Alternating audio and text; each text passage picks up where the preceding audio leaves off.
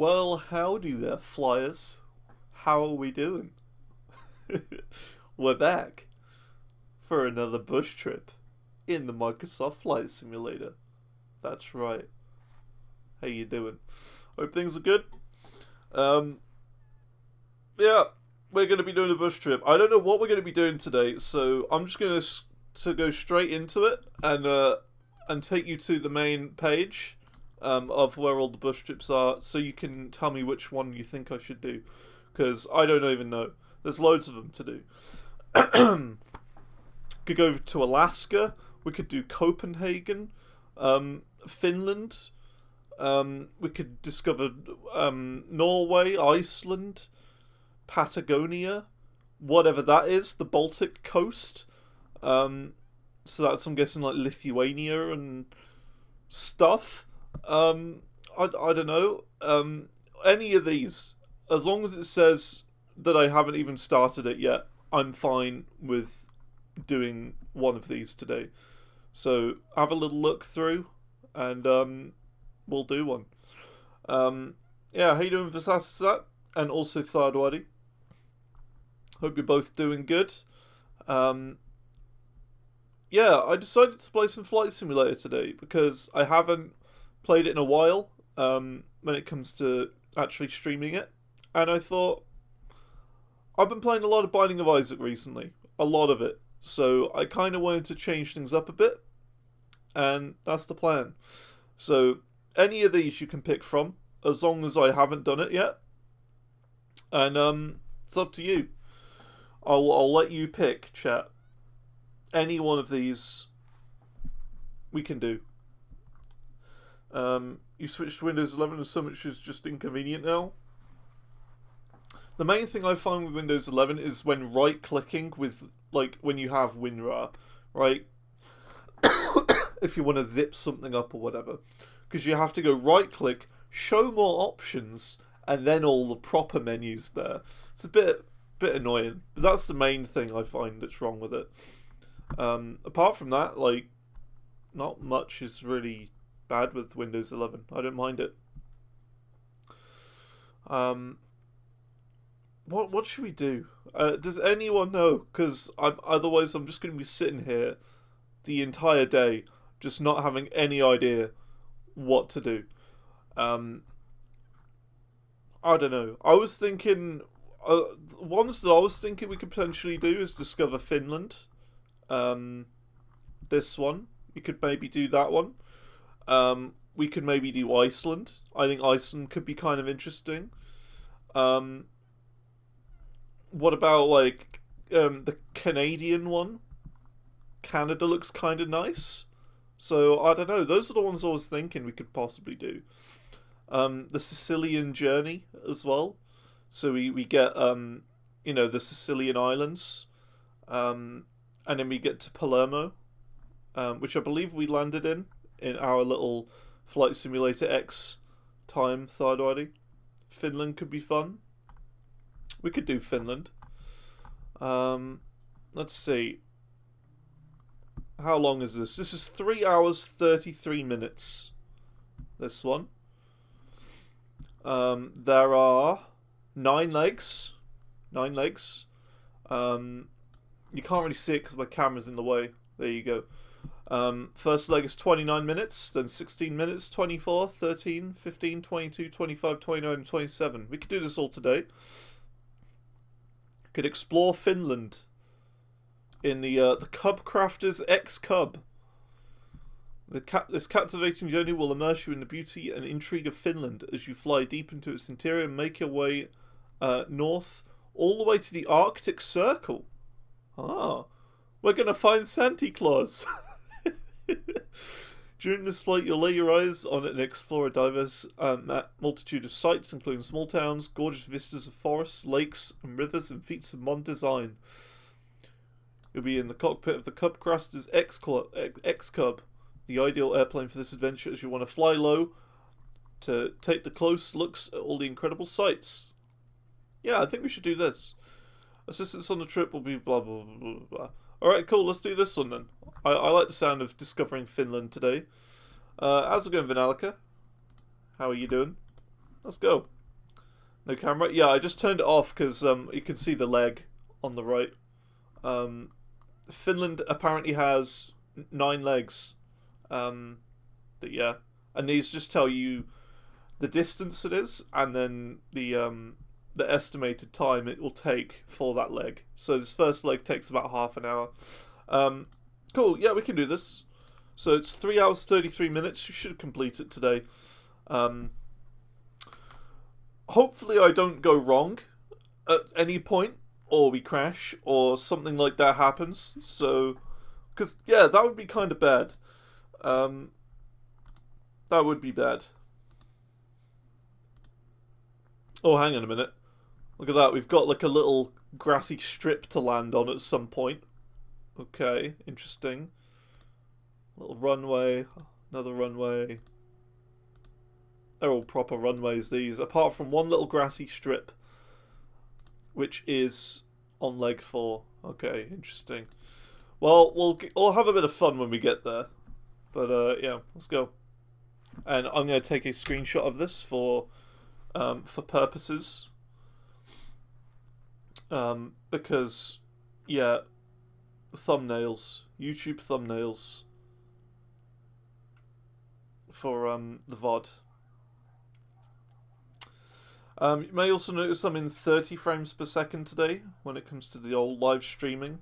That's because I find Flight Simulator better to play at 30 frames per second with higher graphics settings than 60 frames per second at lower graphics settings. So I locked the game to 30, and therefore there's no point in streaming at 60 because neither my camera or the game will be at 60.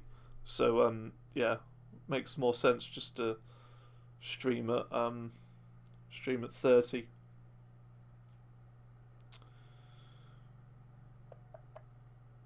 But yeah, look at that. We're going to the Arctic Circle in Finland today. Finland. Oh, a little bit of a there you go. It got confused at what window it should pick up because I had the instructions appear on my right. There we go. Look at that.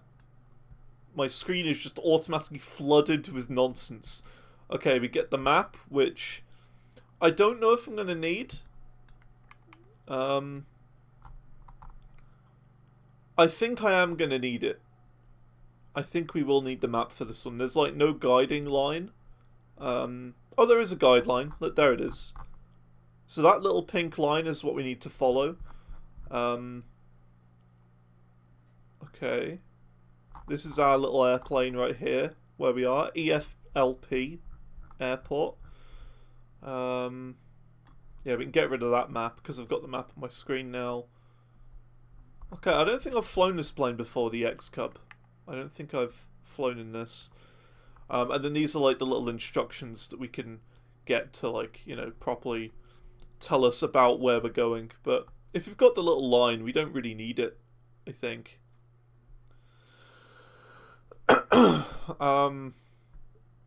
Okay, let's get to it then. I don't think we need that.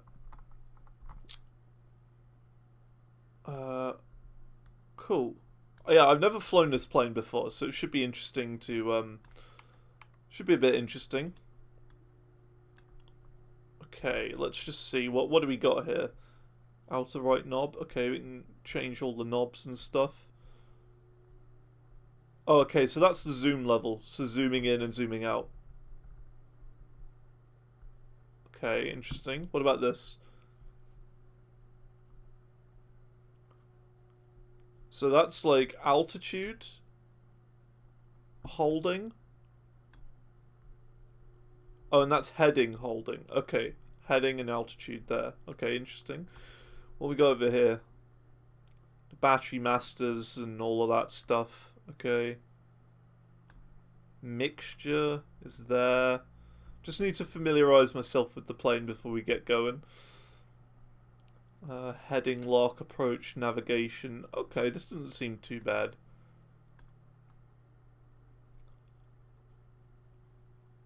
Flight director. Autopilot's there. Okay, good. There's autopilot. Vertical speed control. What we got over here? Okay, we got all of our lights. Avionics master, landing lights, light poles. Okay, I think this doesn't seem like it's too bad to fly. It seems pretty straightforward, I guess. All right, let's get to it, shall we? Let's go. You're currently on Yogpod episode 5.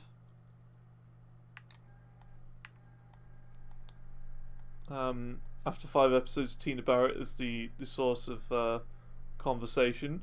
Oh, I remember those days. They are interesting.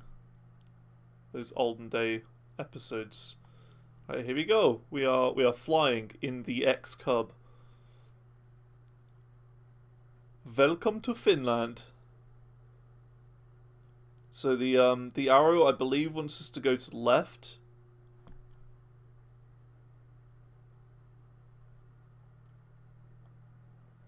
Over this way.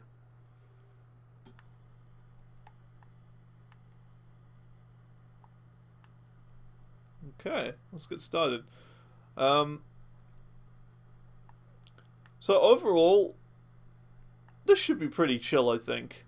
Let's see. Yeah, we're going the right way. You can see on our little screen the arrow there, the little pink arrow. That's where we need to go and need to try and follow. So we're okay. We are climbing at a steady 1,000 feet per minute, which is good. Yeah. Let's kind of head off now. I don't want to go too high in this expedition, I think.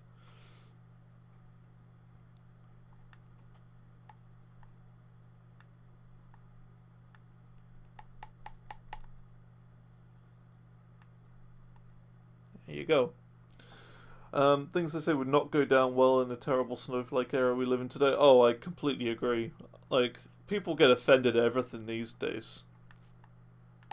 It's ridiculous. I don't know how. Looks nice. Loads of lakes nearby.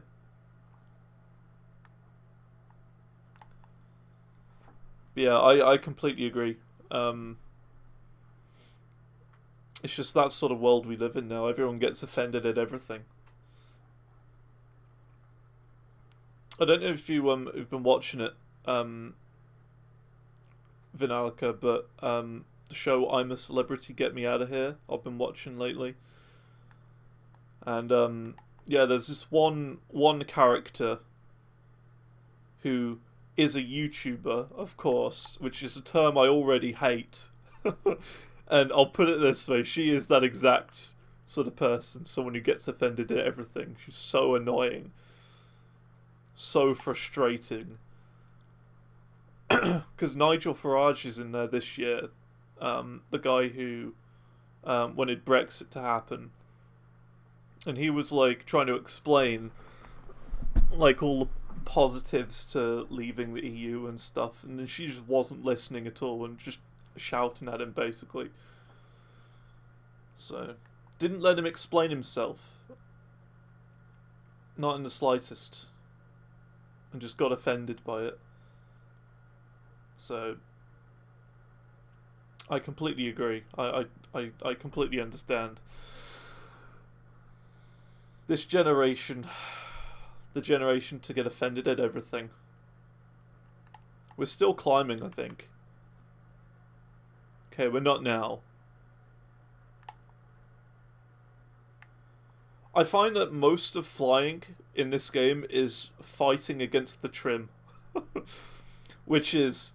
the easiest way to put it is... Look, I'm going hands-free at the moment. But sometimes you have to adjust the trim. Which means the airplane's default position. So by default, it's set so it's up a little bit. So you have to, like, press the trim to go down in order to make yourself fly at the same altitude the whole time. Otherwise, it's by default going like that, and you have to keep pushing down, like, every couple of, microseconds to fly in a certain, in a certain way. And that's what I find I have to fight with most of the time in this game. It's just... yeah. Also, I've noticed this camera is... or this map is not facing me. There we go. Not facing, but it wasn't following me. So there we go. It is touchscreen as well, so that's good.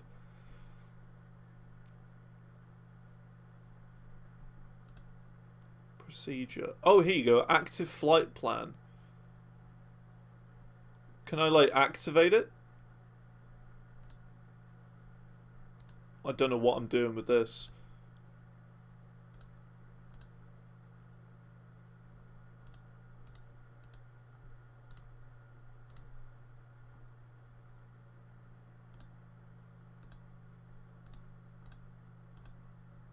Yeah, I've absolutely no clue what I'm doing to control this, but that's fine.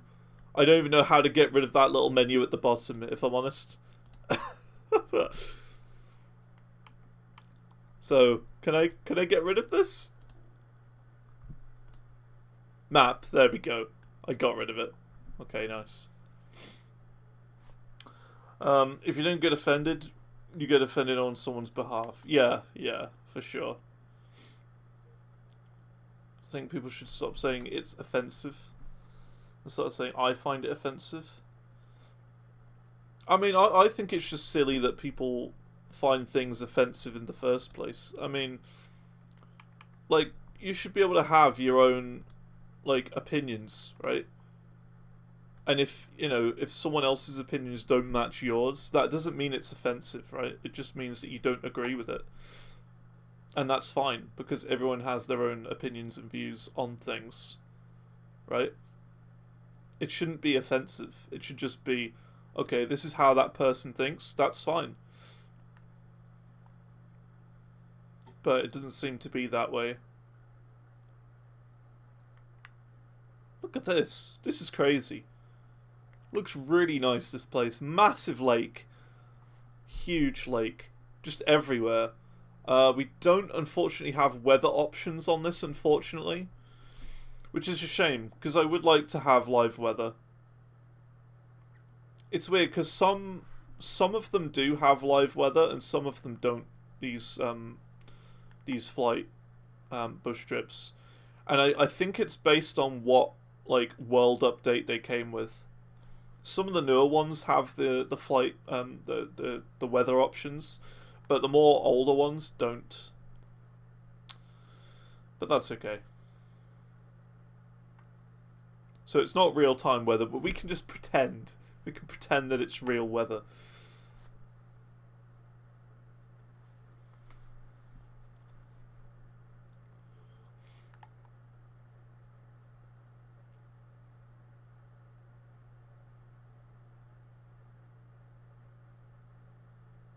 Need some food? No worries, no worries. Yeah, this is beautiful. Look at this. I didn't realise so much of Finland was just water. It almost looks as if it's gonna, like, this whole country's just gonna sink underwater eventually. You know, if it rose up a bit more, the sea level, be kind of screwed.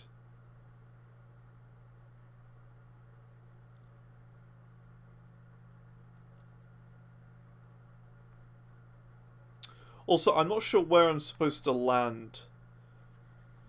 So maybe I should have the navlog open a little bit. I'm pretty sure we're still on this first one, because we are still at heading 351. Yeah, there you go. And then when that changes, we can look at that one, which is 033, and we'll have to keep looking at that. 033.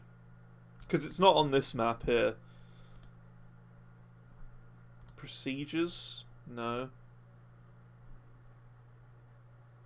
It won't let me see the little pink line on here, which would be very helpful if I could see that, but that's okay. Can I do that? I definitely cannot do that. Okay, fine. We can't put it onto the other screen. Otherwise, the game will decide that it wants to capture that instead.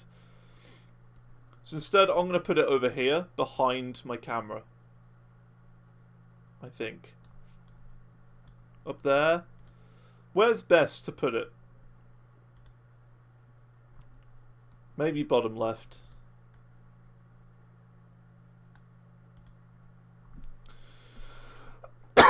But yeah, if I pop it out onto the other screen, it just does that. It's just like, I don't want to capture the actual game, I just want to capture the navlog for some reason.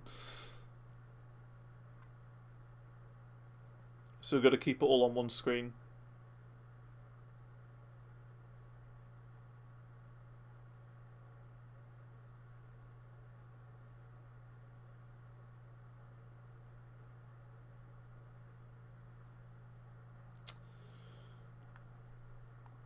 Because it is a bit annoying having this big thing, this big blocky thing just there. I kind of want it to be more natural like this.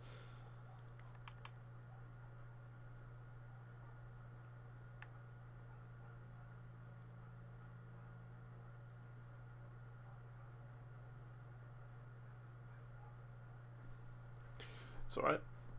Either way, we're okay for now. We'll tune in to the navlog a little bit later, as and when we need to, I think.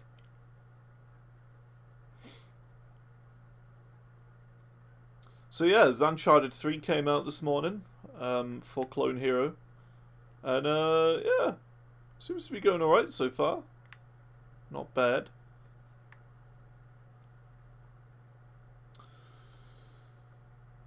I haven't seen anyone play it yet.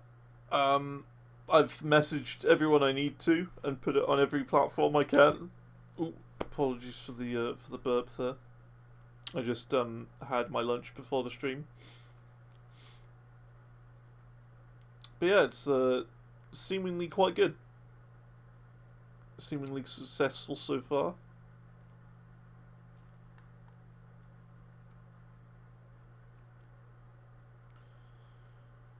So I put it on Twitter, I put it on Reddit, I sent it to Miss Laney, I sent it to the person who puts it on the big spreadsheet.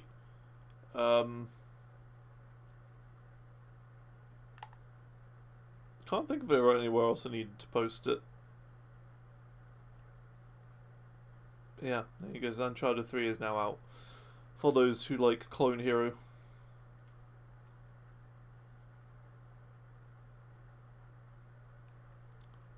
Let's see what we look like from the outside. So we're like a little mini plane. A little two-seater plane. With two big front wheels, one small back wheel. Meaning, we are going to have a bit of an issue when it comes to landing. Because I don't want a repeat of that one bush trip we did, where I broke too hard and the plane kind of tipped forward and landed on its nose. We don't want that again.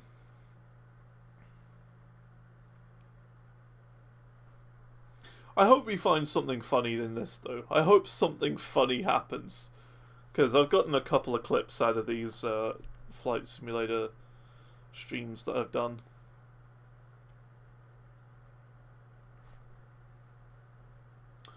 Another thing I'd like to do in these, or whenever we play Flight Sim, I think it would be kind of cool to do like a challenge. Kind of like a, go from the very northern point of the UK to the very southern point of the UK, like John O'Groats to Land's End or whatever, but without using the map. Go in a mapless plane and just flying south and just see what we come across and you know, do it that way. I think that could be really fun. Just hope that we're going the right way and yeah, just explore and try and navigate the whole of the UK without any map. The only map I would use is to, like, I don't know. Well, no, I wouldn't use the map, but it would be like, I would use the map if it took us longer than one stream to, like, take off from an airport that we landed at or whatever. Oh snap! Error, this API is deprecated and discontinued. Oh snap.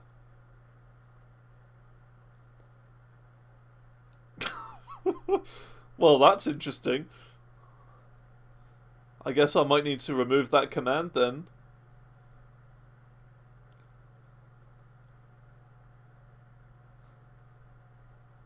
To be fair, I'm pretty sure you can like just click on your own username and see when you followed, I think. I think so.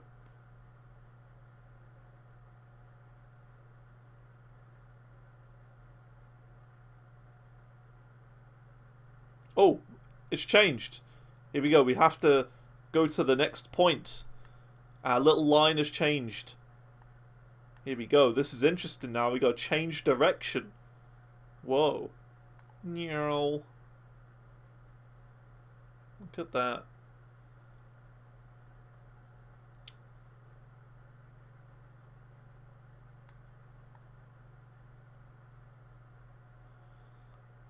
There you go. We should get Thardwaddy to be a bot.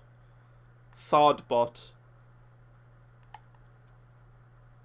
Look at that. 5 years, 7 months, 26 days. That's a long time. A very long time. You've been around since the start. Emperor. For a very long time. Okay, so now we've changed to 33 on our heading. So we can now remove this first one, because that's the first point of interest. It took 13 minutes to get to. So yoink. And drop that down. So we're now on point of interest 2. Turn northeast and fly for 29 nautical miles over beautiful forests and lakes to... I'm sorry, I can't pronounce that. Olavinlina? Olavinlina. Olavinlina. A castle on a small island that is the most northernmost stone fortress still standing in the world. Okay. And then after that, we...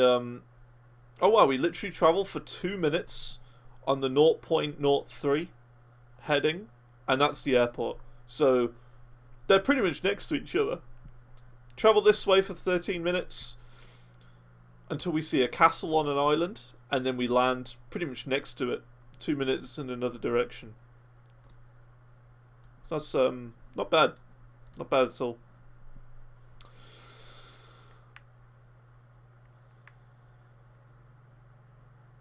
See, look, even with these, like, lower graphics settings, or these higher graphics settings, but streaming in 30, right, you can still see the little frame, you know, dips as I look left and right. You can see that. Just shows how demanding this game is.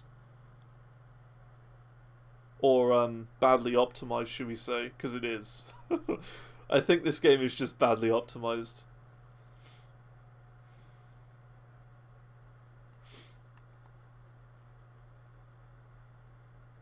Yeah, I think we're going to have to remove the follow age command.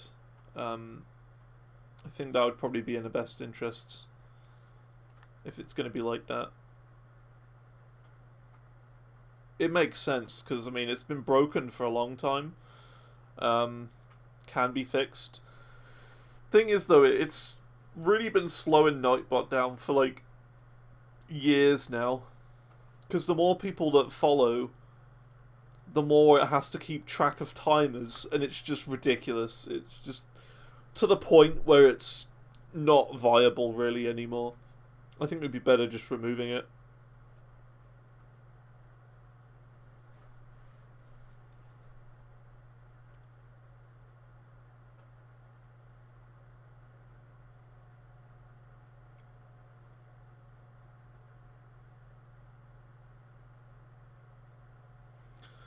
Another little challenge we could potentially do for this game is try and, I don't know, circumnavigate the whole Earth without a map, maybe? I don't know.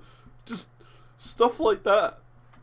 Cross from one country to another without ever using a map. The only map I would use is to land, sort of thing.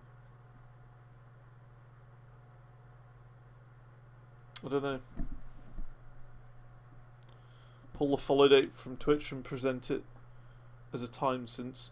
Yeah, but like it used to do seconds and minutes as well. So what I'm guessing is that it's constantly counting, like a stopwatch on your phone or whatever, but it's doing that for thousands of people who've followed in the past. And that's why it's clogged up and slowed down, because it's got less RAM or something. It allocates like a gig of RAM to like every streamer or something, is what my guess is, anyway. I don't know how Nightbot works, really. That's just what I assume. But you know what happens when you assume. This looks like the perfect Minecraft world. This looks like what I want my Minecraft worlds to look like. Looks very nice. The depths of Finland.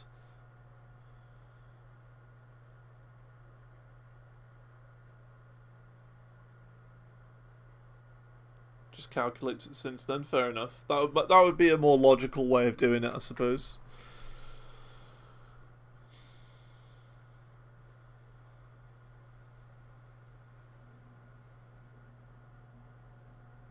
Than starting a timer for every single person. Yeah, it would be better that way.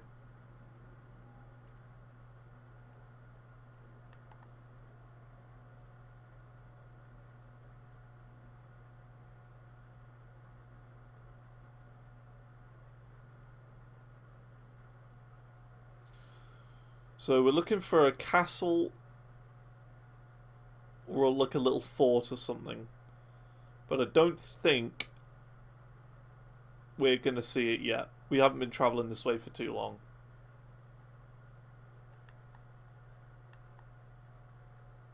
Not too long.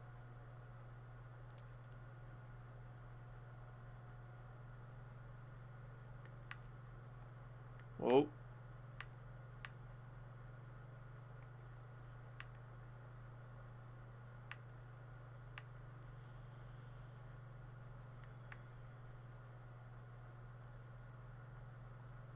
This thing flies really nice as well. Very stable. It's quite quiet as well.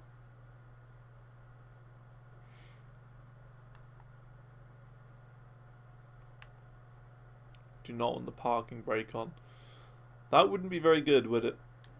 Oh, can we retract? Okay, there's no landing gear on this thing. Okay, that's good to know. Well, it's not that there's no landing gear. I mean, that would be bad. But there's no landing gear to retract.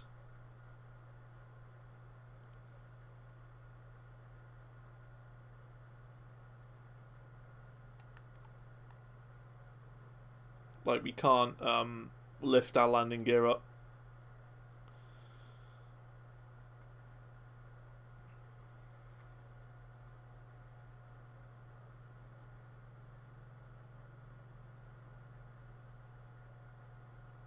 Stream elements mod could do it. You see, I don't really want my chat to be full of bots. Like, I want as few bots as possible. Because I've seen some streamers, of which I will not name, who just have bots just spam messages, like, all the time in their chat. And, like, it's more bots than people. And I kind of don't want that. I'd rather it be like one bot and just actual real life people. I'm not having like another bot. One is enough.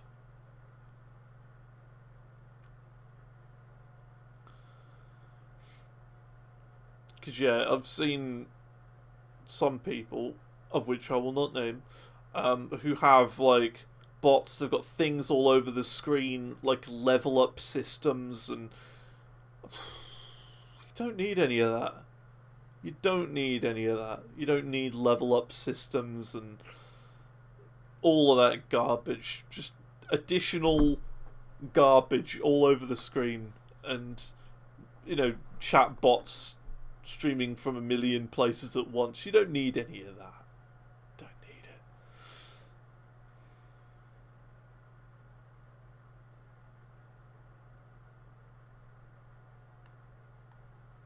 Well, part of the problem is that we've got the quote command in Nightbot, and that has like over 100 different quotes from it stored in there. So I don't know how we would transfer all of that to Stream Elements, but plus I'm going to be honest, I don't even like Stream Elements that much. It's a real pain, if I'm honest. It's a bit of a pain. But it's like the lesser of the two evils, right? You've got Stream Elements and then you've got Stream Labs. I'm not going with Stream Labs because they're, plagiarists, and Stream Elements just is badly designed, I think. So, yeah. How's it going, Vanelica? Welcome back. We are still flying. We have turned heading, though. We have turned right. So, we're in a different direction now.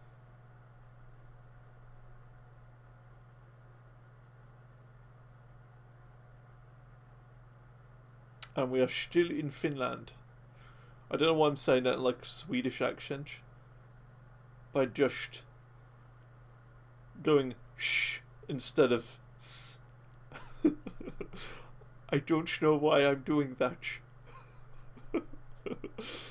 Because it's not the right country. That's the Swedish voice. And not Finnish. Getting a little bit low here, I think. Or we're just getting a couple of little hills.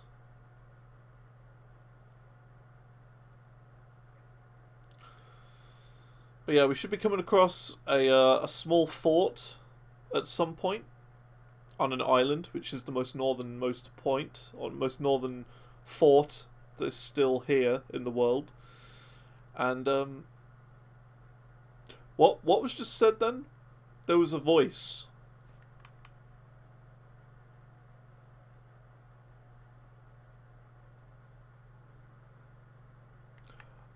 I don't know. I heard a voice. It was a voice that said something. Maybe it was my co-pilot just saying, "Hey, do you want a crisp or something? do you want one of my crisps? I just opened a pack." Something like that. Also, you can see the amazing water textures load in from the level of detail right there. Look at that, you've just got like a wall of... like a line. I don't think that's there in real life. Flight Simulator is just like that sometimes.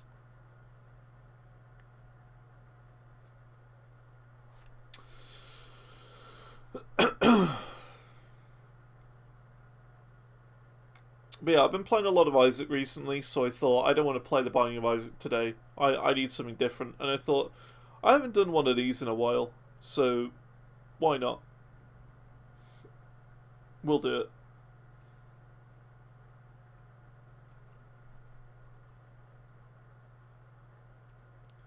You know that window snap thing that happens when you drag windows near the top of your screen? Oh, that is annoying. Yeah. For Twitch streaming and where I position my chat for Clone Hero, it's kind of annoying. You found out how to turn it off? Okay. I hope I don't have to do any like registry edits or something. Oh, that's just the altitude. 500. Okay. That's fair enough. That's what that lady was saying. It wasn't my co-pilot asking if I want some crisps. Okay. I think this is probably the fort, right? This right here? Probably. Meaning we're only going to be about 2 minutes away from landing.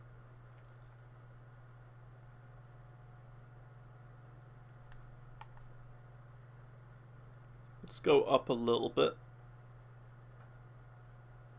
Yeah, I think. Yeah, this has got to be it. 100%.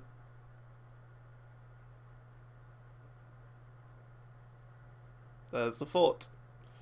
Oh, and here we go. Gotta turn left now.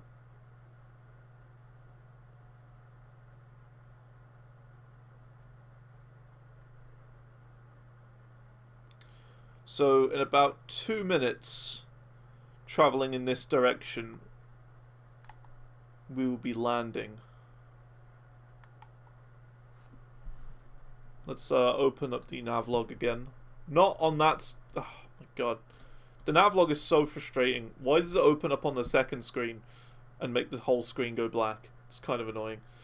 Done that. Done that. And now for 2 minutes and 20 seconds, we travel this way.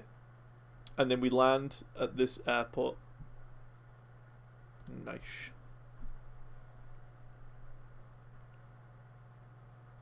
I don't know why it's capturing it that way. It's a bit odd. When we land, I could always, like, add another capture for that window, maybe. And then just turn it off all the time. Potentially. Oh, I think this is where we land, you see? There's that little airport thing there. Yeah, this is it. Okay, right. We need to prepare. So we're going to turn around this way. Going to do a little right turn. And we're going to get ourselves lined up. So I know we're going off of the line. But if we're going to land here, then yeah. We're going to need to prepare a little bit.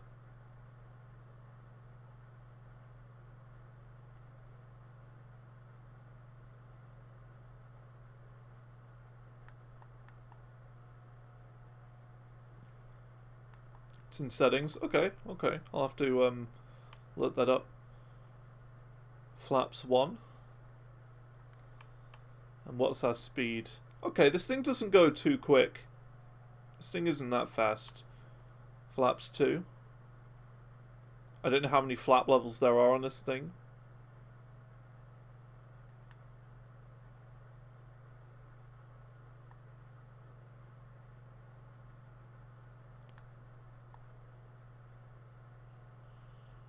Okay, let's go around this way.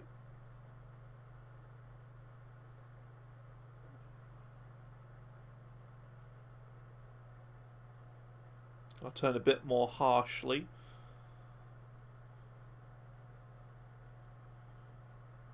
Okay, I think... ooh.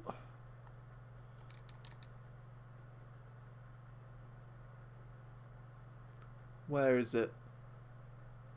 There it is. 500.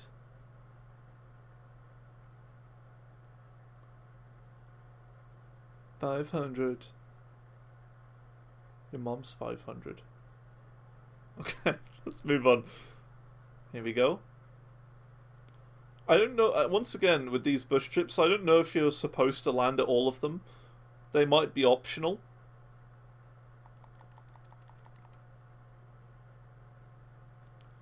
Okay, this is looking good. Sent some stuff in DMs. Okay, I'll check that out later. Check it out later. Yeah, it's looking good. Looking like we got a nice slow landing here. A little bit high, because you can see the lights. There you go, perfect.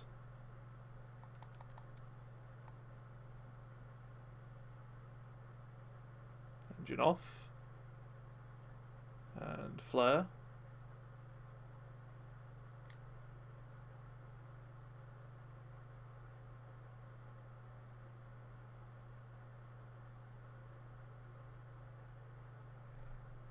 Or a little bounce.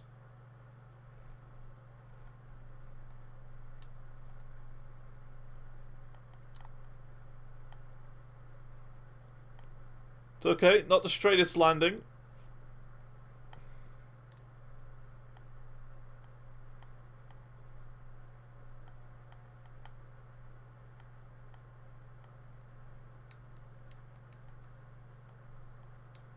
Oh.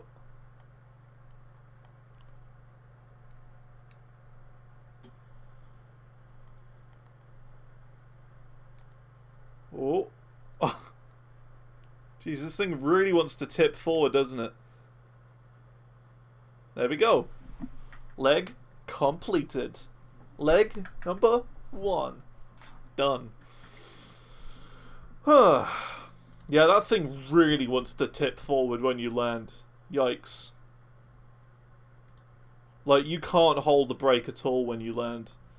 Which I actually learned recently that you're not supposed to do. When you land, you're not supposed to hold the brake down. You're supposed to let it roll and use reverse thrusts and stuff like that. Which this doesn't have a reverse thrust, but still. You're supposed to let it roll to a stop. Right. That was the first one. Let's go. Get rid of the map. Don't need that. My aircraft has been refueled. Nice. We got 13 minutes in this direction, heading 289 to start with. Then we got 3 minutes going that way to the airport. Okay, this is a short one. It's a short one. Let's go.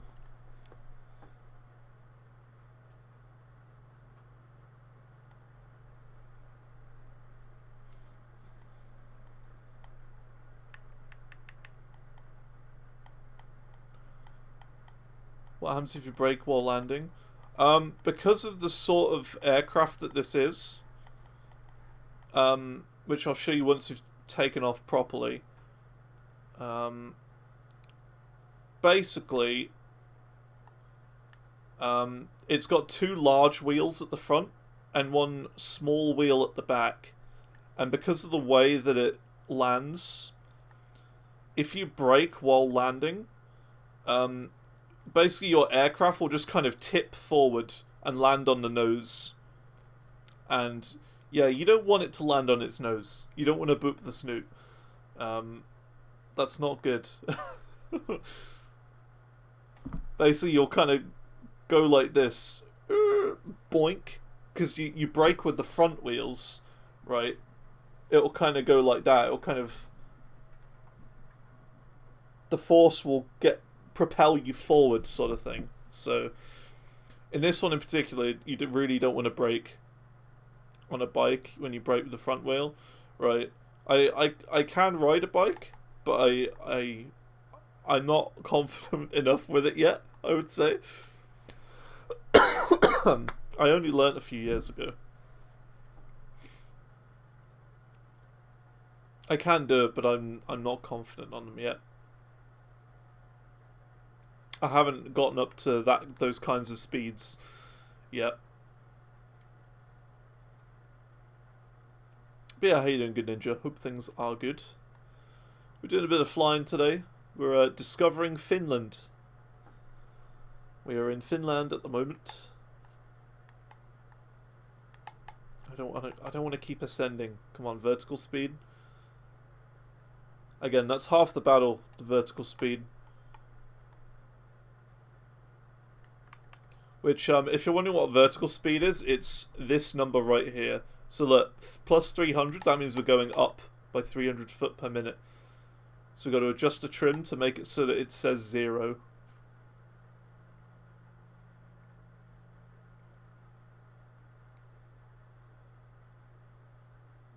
There you go. And once again, the pink line is what we're supposed to be following. And that is our altitude, and this is our speed. So it's pretty straightforward. Pretty straightforward to understand, I would say.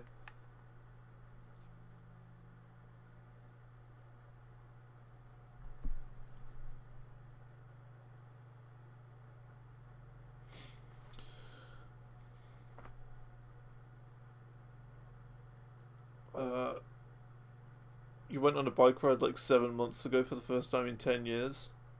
Ended up braking with your front wheels down a hill to trying to avoid a badger. I mean, seeing a badger is pretty cool, though, not gonna lie. Ended up going over the handlebars just about. Yikes. Yeah, I've never been at great speeds on a bicycle. My sort of level of bicycle knowledge is very basic. Because we have these holiday places in the UK called centre parks, and I don't know if you know about them, but they're basically, you leave your car at the front of the whole place, and then you either bike or you walk like the entire place. There's no roads really.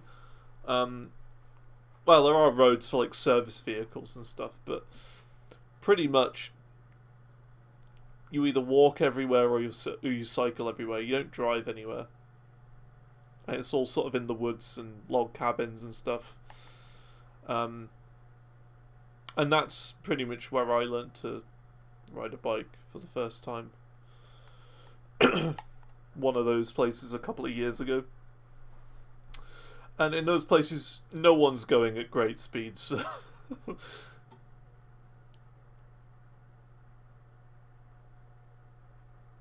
It's all very chill.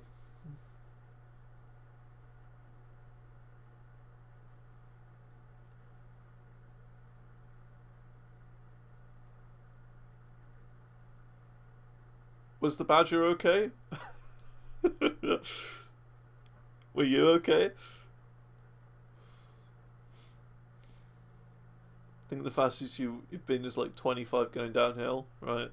I don't know what speeds I've been at. I know I've been somewhat quick, but quick to me might be slow for someone else, so I don't know. The one thing I struggle with bicycle riding is corners. That's my level of difficulty. Straight lines I can do fine, but as soon as you get corners, that's where I struggle. I don't have as much control on the corners.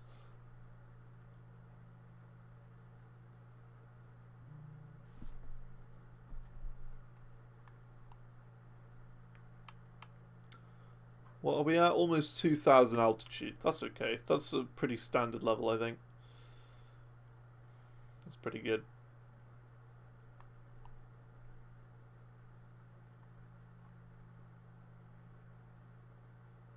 For a small bush trip flight like this, 2,000 is good.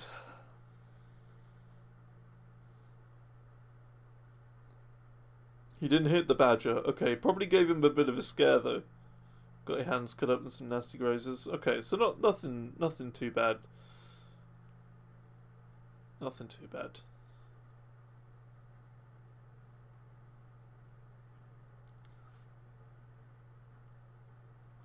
If you fly upside down with the plane, if you fly upside down, will the plane stall? Because fuel isn't input into the engine. I don't know. I'm not entirely sure.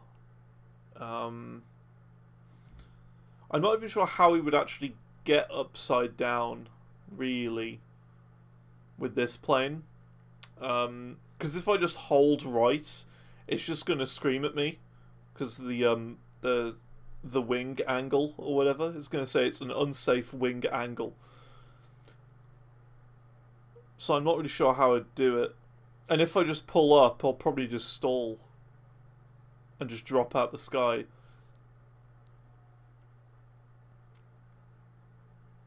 Only one way to find out. I think I'd have to...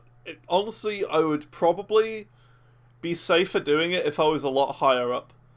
But we're only at 2,000 altitude. We're quite low to the ground to be testing out that sort of thing.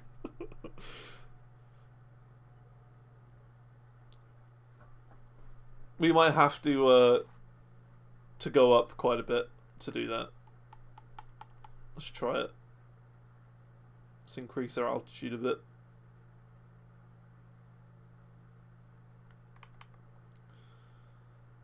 Yeah, 1,000 feet per minute's okay.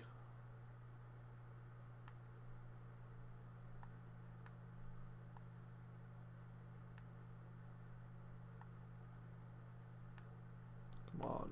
Up, up, up, up, up, up, up. Just gotta get nice and high up, and then we'll be alright. Nice and high, and then we can test this out. I think I know how I would do it. I think we've got an idea. But I also, at the same time, don't want to crash. So I'm a little bit spooked.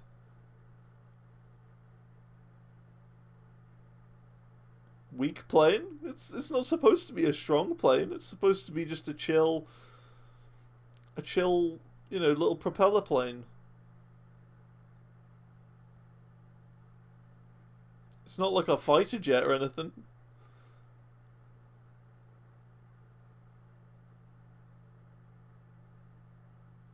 Alright, should we try it? Let's try it.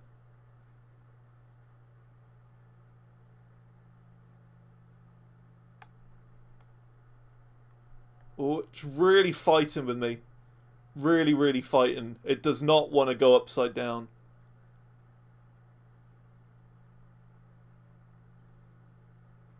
It's okay, actually. Not gonna lie. It's fine. I mean, I do have to hold the stick. I do have to hold the stick pretty much as up as it possibly can be. But it's still flying.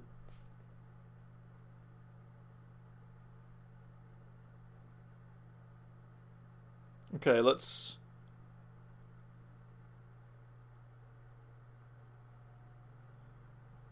Go back to normal now. A little bit spooky. I'll be honest, I wasn't flying at a very fast speed. I thought I saw my speed go down to about 60 knots. Something like that. But yeah, this plane is not designed for that. That flashing icon. It's pretty much the system screaming at me saying, "Oh no, you're going to crash." Or, "What are you doing? You should not be doing this." That's basically what it's doing. What are you doing? Stop, is what it's telling me.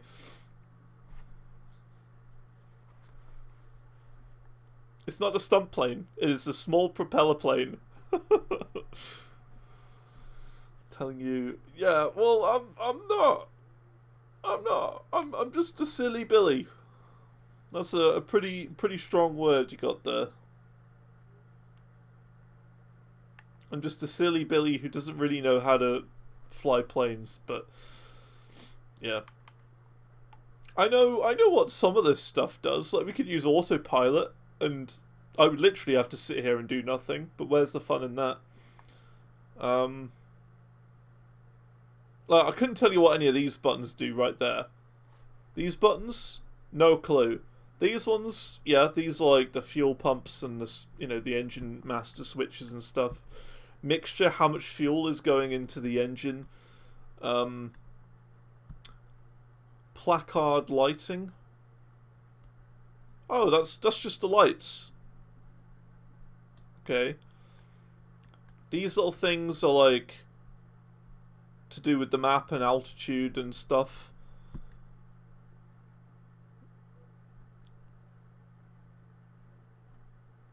Yeah, this is more sort of like autopilot stuff right there. IGN RH. That's ignition right half, probably. So it's like the right engine's ignition is what that would be, and then that's the left engine's ignition. Yeah, these are more lights right here. So like landing lights, nav lights, strobe lights. It's just to allow other aircrafts to see you easier. That sort of thing. No idea what these buttons do here. And there's like the starter button or the ignition, like the key, whatever. A stall button.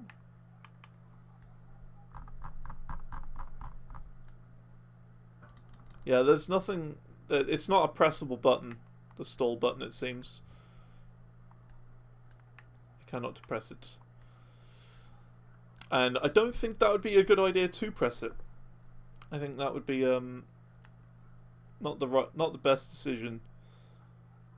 Maybe you can bind it. Maybe. I don't know. Either way, what altitude are we at? We must be pretty high up. Yeah, 2,800. Let's go down a bit. But yeah, it's you can get stunt planes, but this is definitely not one of them. It's a bush plane to explore to explore weird places and land in really short spaces. That sort of thing. There's even a fighter jet you can get, which is part of the Top Gun Maverick DLC, which is free. And you get, like, lessons on how to, you know, use a fighter jet and stuff.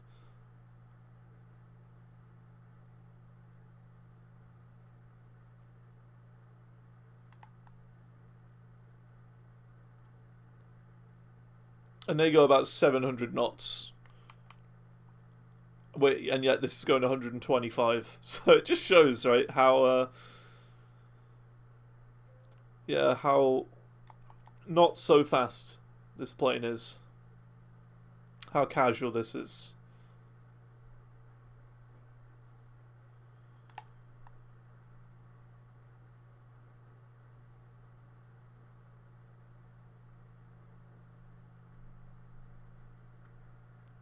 Can get you faster in places than a train. I would say so, yeah. Because with trains, right, they gotta stop to pick people up. There can sometimes be delays. There can be all sorts. Oh, here we go. We got a turn. Got a turn. I just saw that change. So, that's that point done. And now it's 3 minutes until we land at the next airport. So, that's pretty cool. So 3 minutes in this direction, we land, and that is the end of leg 2.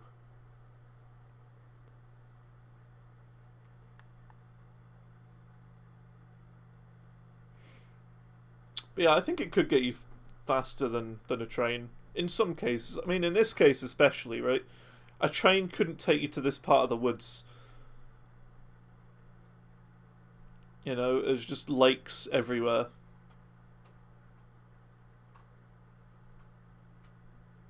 Landing stages chart. Ah, don't mess with all that.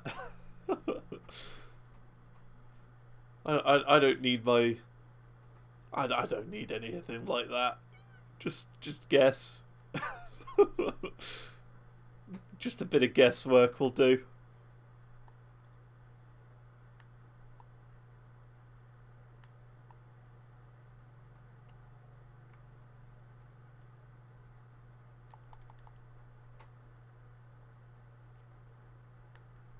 It's fine. That's exactly what you want your pilot to be saying. I know exactly what I'm doing. It's fine.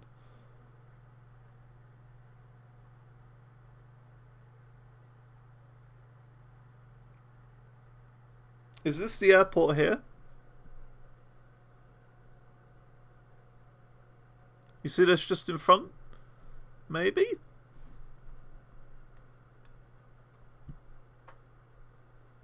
Yeah, it is. This is it.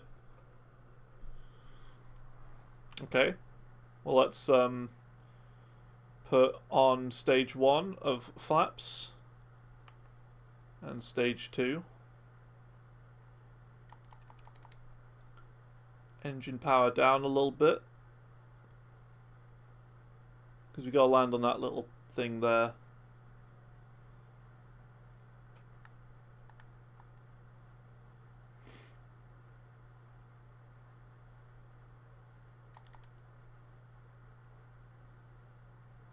Okay, we'll go out into the ocean a little bit. The ocean, the lake. And then we'll turn. Work time, have a good stream. Thank you very much, Finalica. Hope you have a good day.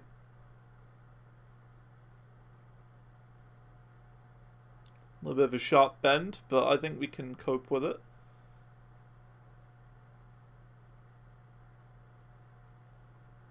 $500.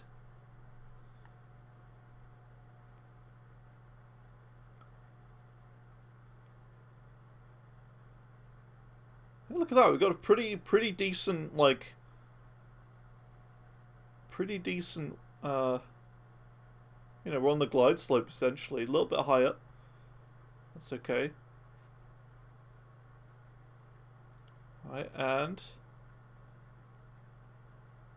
here we go.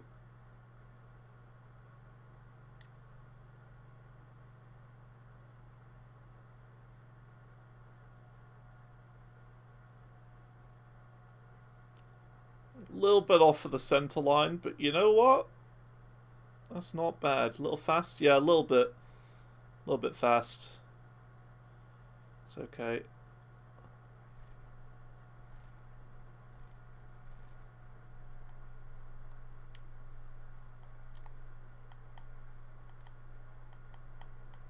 Definitely more on the center line this time than last time. That's for sure. And yeah, I don't want to brake. Just want to let it roll.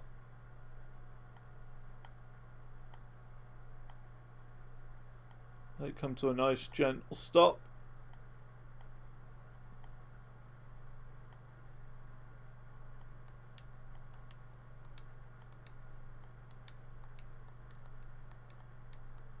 Okay, I'm using the brake a little bit now.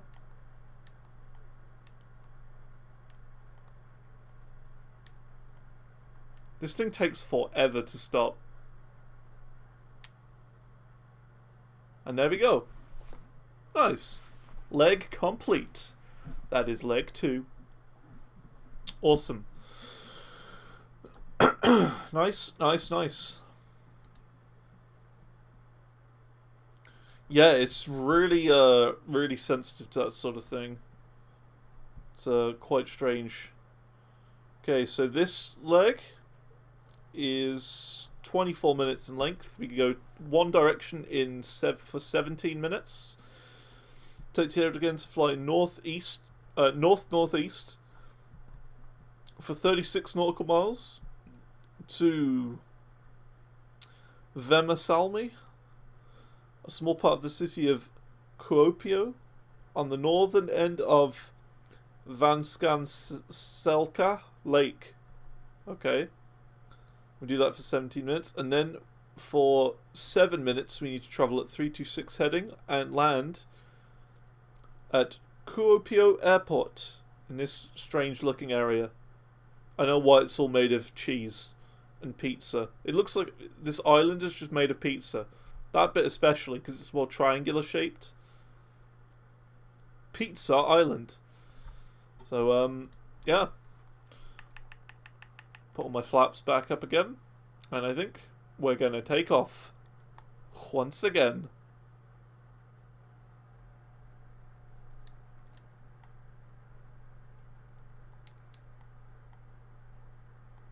Bit wind.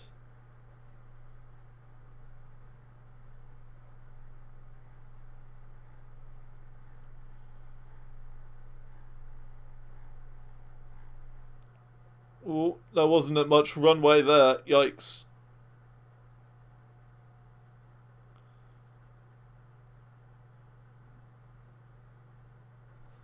And, yeah, I don't think that's, hang on a minute. I might have to, do something real quick. I have to, I'm gonna delete those messages, if that's okay. That's, not very, not very appropriate, I think. Why can't I delete those messages?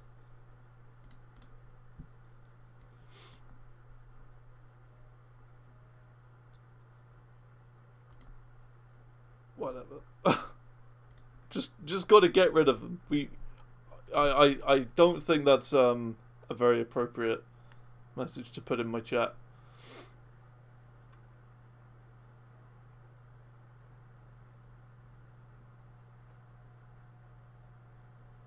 Couldn't resist. Well, you should resist. I wouldn't say that as the best thing to put in a chat.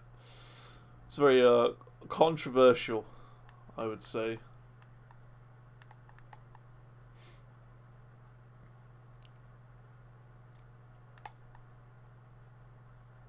If you were like brand new here and had never said a message before, that probably would have been a ban.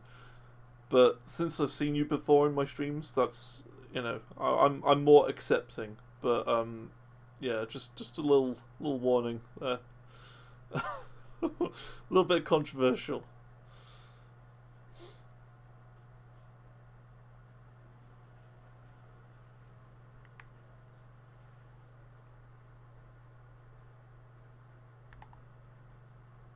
I think if you probably went into any other live stream of a flight simulator player and said that, then yeah, it probably wouldn't end well. But yeah, it's okay. This time I'll let you off. Considering we started the stream today mentioning Brexit, I don't think that's the only controversial thing that's appeared in the stream.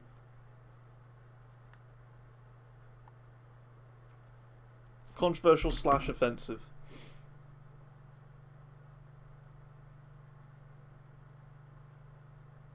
So yeah, just be careful.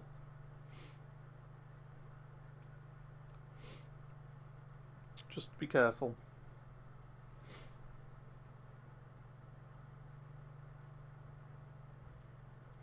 See, Uncharted 3 is up to 40 views at the moment. Nice, nice, nice.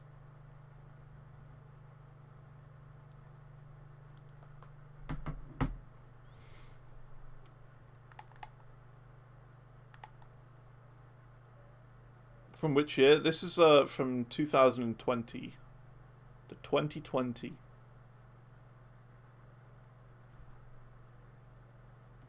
The newest one. There is going to be a 2024 version,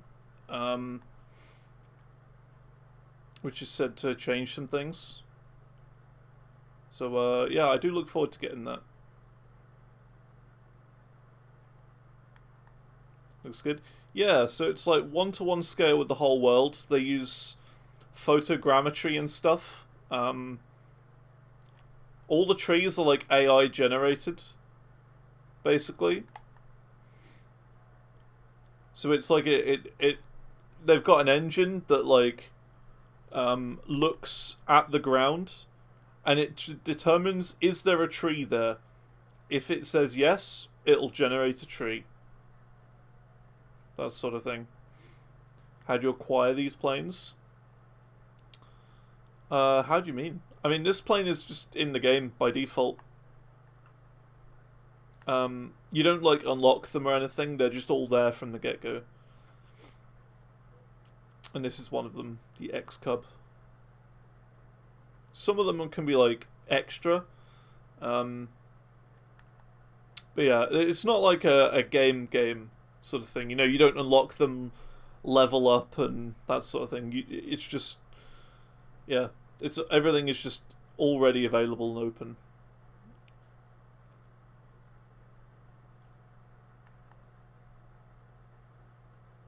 Different modes. Yeah, so you can do like more of a free roam mode. So like literally you can just pick anywhere in the world and fly from there and go anywhere you want. This is the bush trip. So a bush trip, it's like they're like predetermined routes that you can fly with all little propeller planes like this, and you just have to fly and land at each checkpoint as you go. You've also got landing challenges as well, so they give you like a plane with a particularly difficult or famous airport which you have to land at, and they sometimes give you tricky weather to deal with as well. So that sort of thing. There's all sorts of little missions and extra content, but there's not like a campaign mode or anything like that. It's a simulator. It's not like a game as much. It's made to be a simulator rather than a game.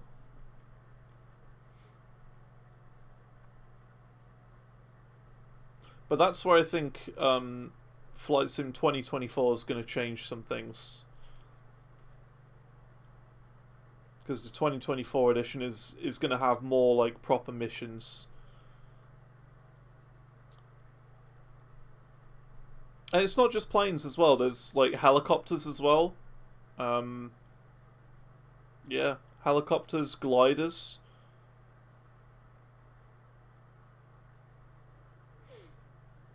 And I think the fun of it is like learning to fly a new plane and landing. Landing is fun. Landing is one of the most fun things. Taking off and actually flying is easy. Anyone can do it. But the landing is where things are tricky. Because you've got to slow down, you've got to line yourself up to the runway properly, and that sort of thing.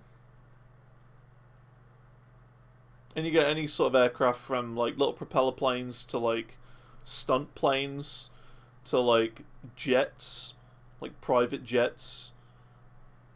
Yeah, there's a Boeing in here as well. I can't remember which one it is.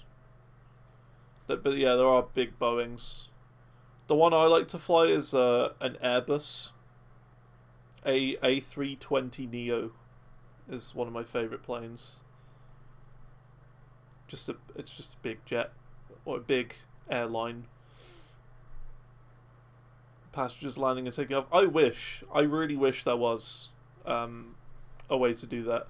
I mean, like, there's details in here where you can like connect the jetways and stuff, and have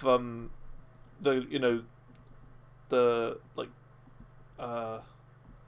suitcases and stuff put onto your plane for extra weight and things, and the catering services and stuff. But yeah, there isn't any like any actual passengers that come on, which is disappointing.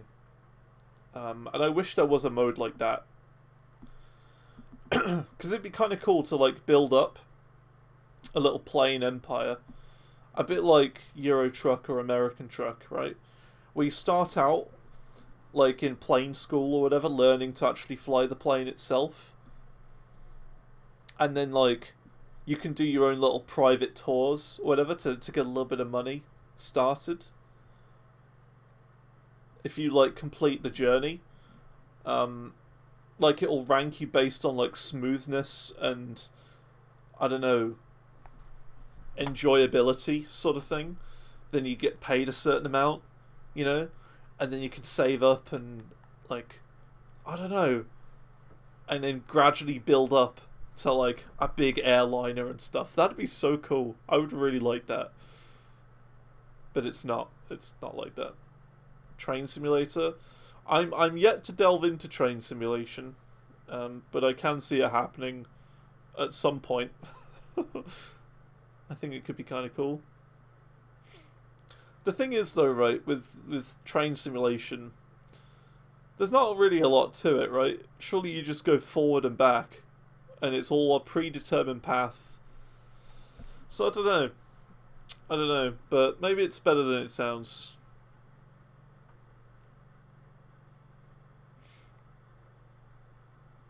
Another one would be OMSI, which is bus simulator.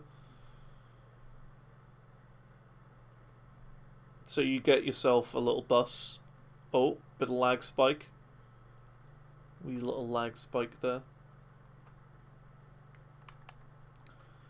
So we're on 355 heading, which I think is still... I think that's still the first one, right? 355? Yeah, there you go. 326 is when it changes. So it should be 17 minutes for that total. So we're still going straight at the moment. Yeah, there's all sorts as well in this. There's like male planes as well. Not like as in male and female, but male as in like those large sort of... I don't know, kind of like in between a jet and a propeller plane. They're like dual propellers on either side, and they're just made to transport mail. I don't know.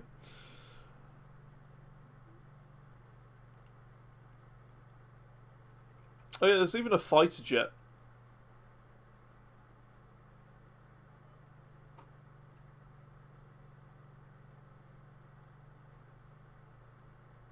Can't think of much else. There's even oh yeah, there's the first ever airplane that was crafted as well in here as well. Can't do much, right? It's not great, but the first ever aircraft. You've got the first transatlantic flight aircraft in there, which went from New York to Paris. There's even a mission to recreate that as well, which takes literally 36 hours straight, keep in mind. Just casually playing the game for 36 hours straight over the entirety of the ocean.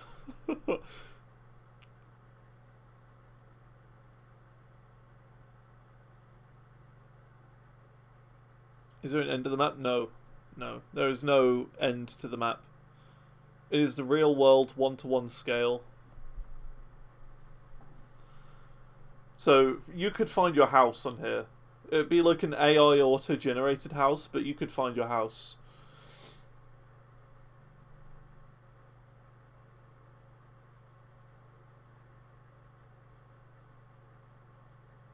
If you want to travel from London to London to Paris, it'll take you just under an hour of real time. So you could do 12-hour missions, you know, or a 12-hour flight from like London to Australia or whatever, like a 20-hour flight or however long that takes. You live in Germany, can you fly there? You can go anywhere. Yeah, we're currently in Finland. It would take quite a long time to go there, to Germany. At this rate, at this speed, in this aircraft, it would take a long time. But we're doing a mission at the moment. This is a bush trip. It's called Discover Finland. So it's just like a little tour of some cool places in Finland.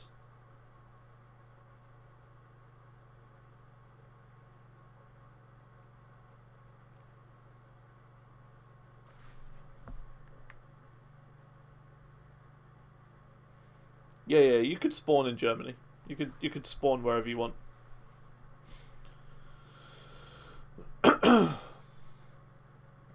Probably one of the coolest places I've been to in this game is where is it? Lukla. And I did a video on Lukla. Of me landing. It was really, really good landing. I can't even tell you how good the landing was. I gotta show it to you. Okay, this is the landing I did in Lukla. Look at that. Mount Kilimanjaro.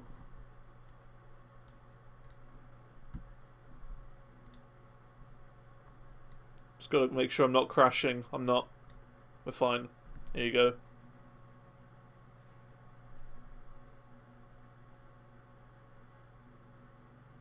Very tricky landing, that one.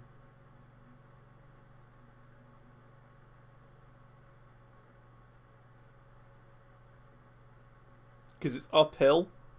An uphill landing area. And it's uphill because it has to slow you down. So yeah. You'll crash. Yeah.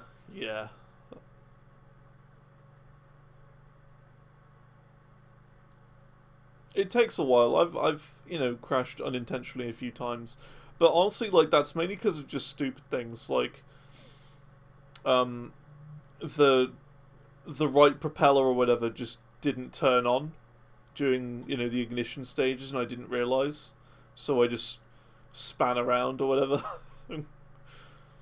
Like things like that. But that's why it's a simulator, It's just there's no real worry about crashing and burning. Because it's a video game.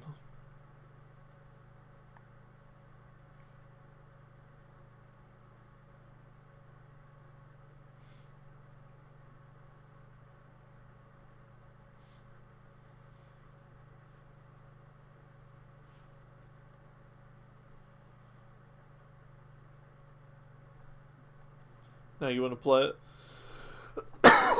Here's the downside. This game is I mean, yeah, this game on its own is 100 gigabytes in size, and if you want to get all of the extra bits as well, all the extra world updates, there's 10 world updates, gets up to about 200 gigabytes in size, so it's massive, because it's literally the whole world. Can I do a looping? Well, we did go upside down a bit earlier, and the aircraft really didn't like it. It really had a bad time. So I'm not doing it again. It was practically screaming at me to stop. Okay, so that's that heading done. We've gone that way for 17 minutes, and now we're going this way for 7 minutes, and then we're landing at Kuopio Airport. Probably saying that completely wrong. But yeah, here we go. This way for 7 minutes, and then we land. Pretty cool.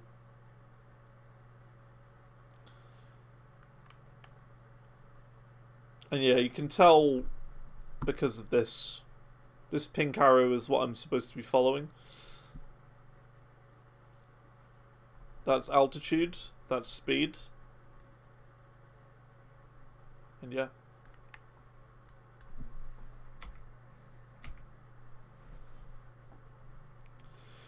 Cool, cool, cool.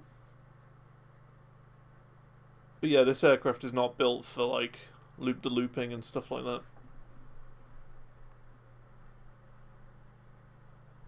Not at all.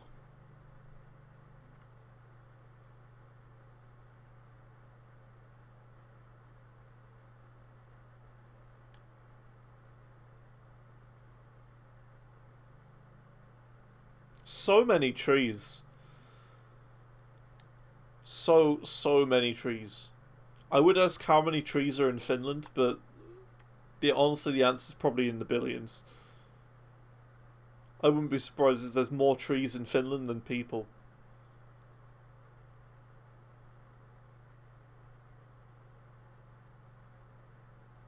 It's very likely. Hey Siri, how many trees are in Finland? Okay, I found this on the web for how many trees are in Finland. Check it out.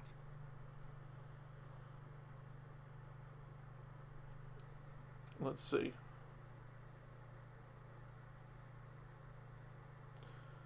Finland has 10 trees for every person in the world.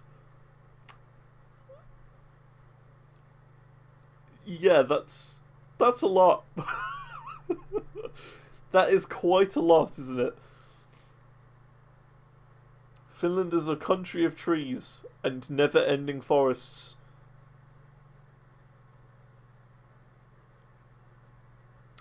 That makes a lot of sense. That makes a lot of sense.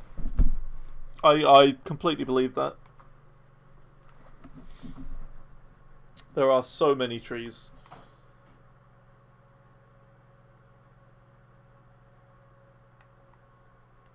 Yeah, they have more trees. Well, I mean, yeah, there are 10 trees here for every one person. Which is crazy. So I could happily own 10 trees. You could happily own 10 trees, and everyone could. What's this?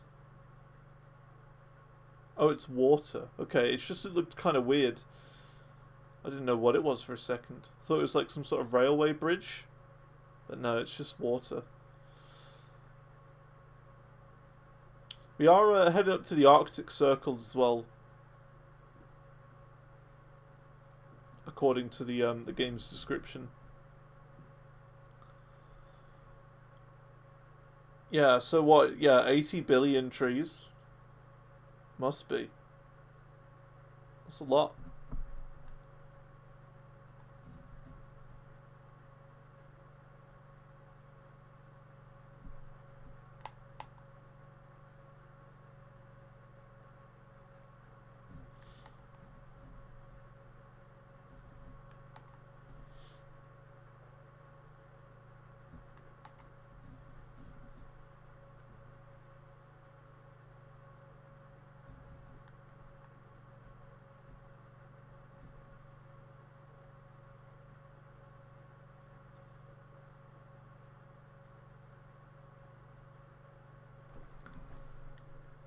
Is this it? That is it. You can see it right there. That's where we got to land. EFR... No. EFKU. I just want to check that's where we got to land, because it feels, too quick. EFKU. Yeah. That's where we're landing. Alright. Flaps 1. And flaps 2. I want to see a 5-star landing. I'll try my best. I'll do what I can.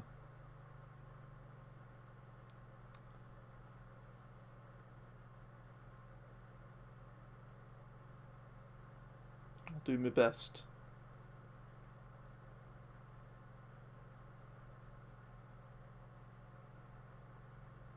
We're going to land on Pizza Island.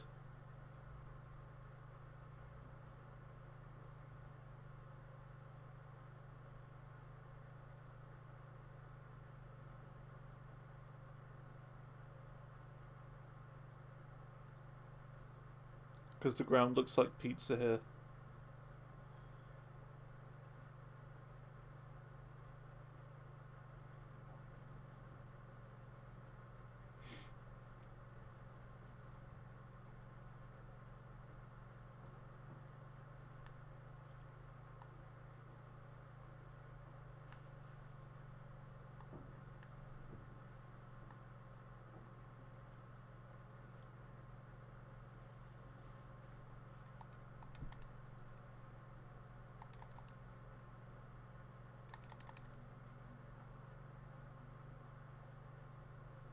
Oh, loading in.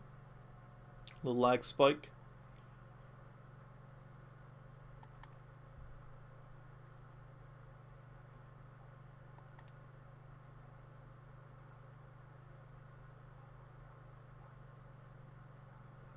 Apparently we're a little bit low according to the lights. It's okay.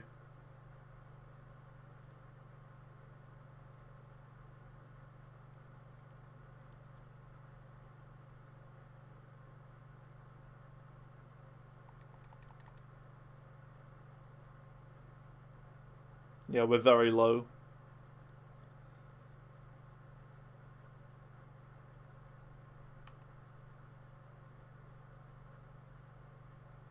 It's okay.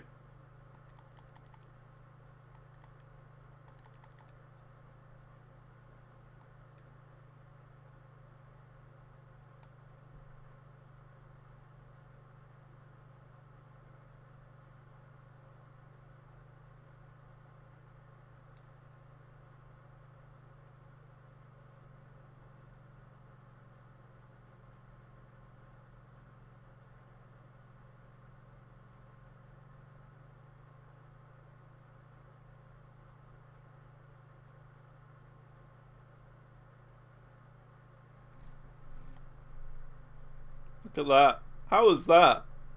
That's I think probably one of my best landings today.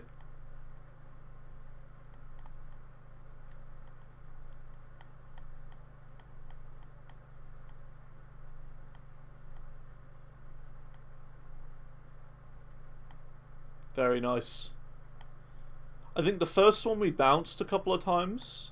I remember that one. I don't remember what the last landing was. I think we might have bounced a couple of times on that one, but this time we didn't bounce at all.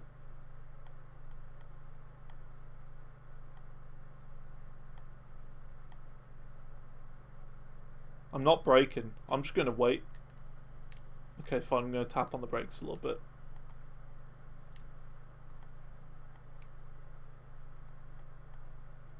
There we go.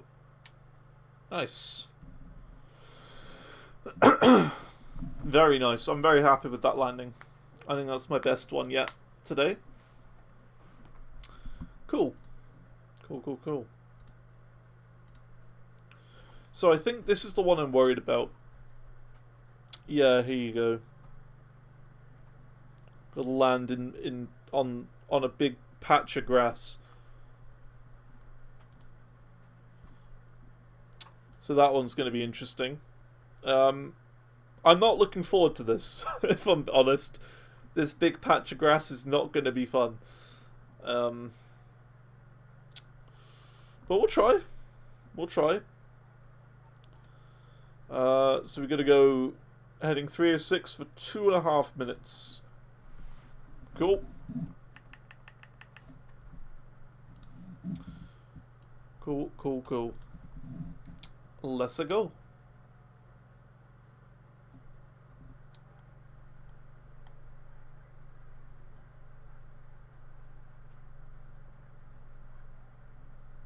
You missed it? How could you missed it? You just said you want to see a 5-star landing. I was assuming you were sitting there judging. Now we're back off in the air. Here we go. Taking off from Cheese Island. Look how orange and cheesy it is. Cheese Island.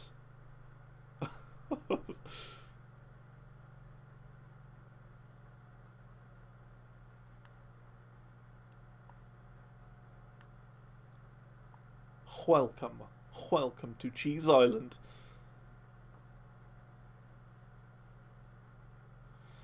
So yeah, I'm a bit afraid of this one, because the next landing is on a grassy strip. So, yeah, that's gonna be a bit tricky.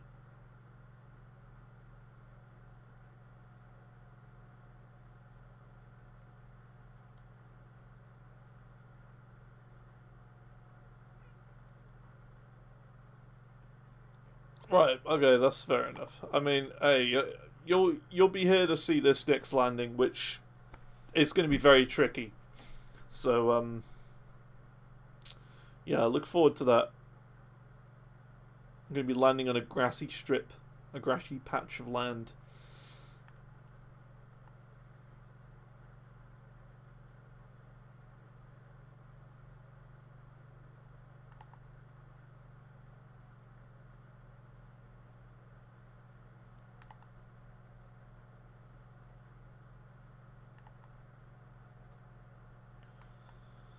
So wait, we go 2 minutes in this direction. I think that's about it, because we just saw the little loading symbol at the bottom left, or bottom right. So it should change in just a moment. I think this is the short leg. This is the really short one.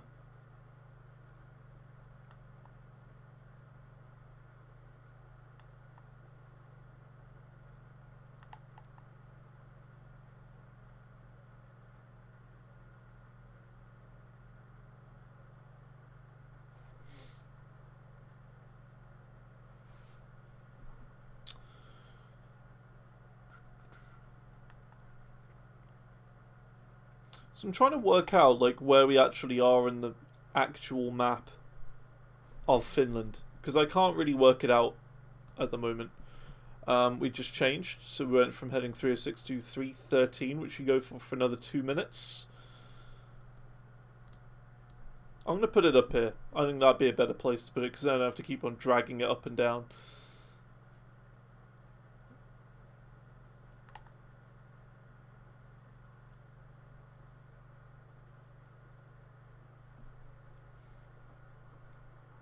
But yeah, I'm a little bit spooked at this landing, because I feel like I'm just not going to be able to see where it is. We do have a map though, so it should be viewable. We should at least be able to see it.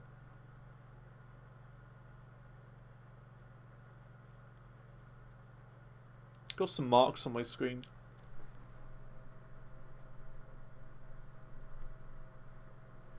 No, apparently I don't. Oh no, I don't have marks on my screen. It's literally a mark here. You can see it there.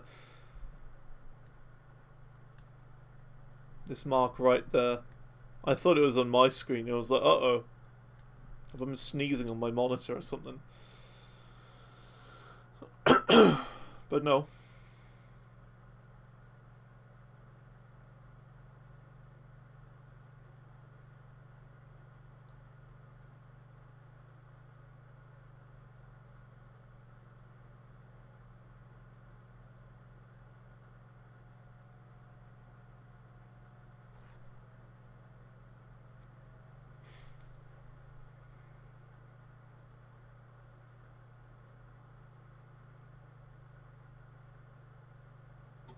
little bit of wind now.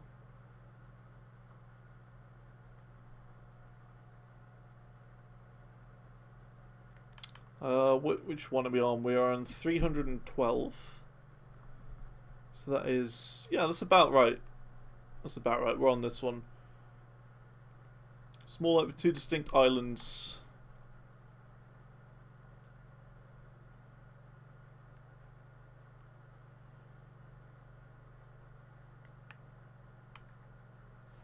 Yeah, it should be fine.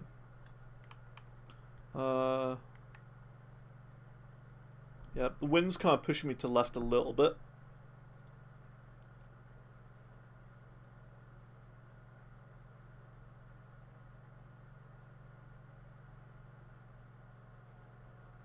Has Uncharted 3 been full game FC'd yet? Not to my awareness. I don't think so. Oh, it's just changed. There we go. So we're going to go this way for 5 minutes. 6 minutes. Cool. Got some release. Thanks. Honestly, it could have been ready. Or it would have been ready for the Instrumental 2 release, but I thought, yeah, I'll just hold it back a little bit, take my time on it a bit more, and yeah, I think releasing it today was a good decision. It's been ready for a while. It's just it's had some small fine tuning parts to it. But yeah, I'm glad it's finally out. I can now start working on Zantor 3 and more. So yeah, it's good. Shame Scorespare's not uploading packs. Well, I still hope that they will. I mean, they have done in the past, not long ago. But I think they just do it in bulk now. So, like, whenever there's, like, 4 new packs or whatever that are out, they'll just add all of them at the same time, is what they tend to do nowadays. Just do it in bulk, rather than, you know, one by one.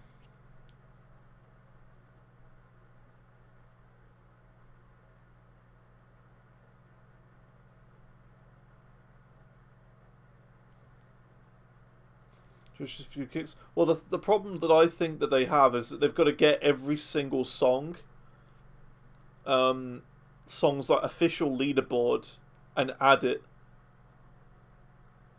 Is I think the issue. Because how's the website supposed to know what songs are in a song pack? They have to find the leaderboard for every single song individually, and add it. So, you know, I can imagine it being a bit of a pain.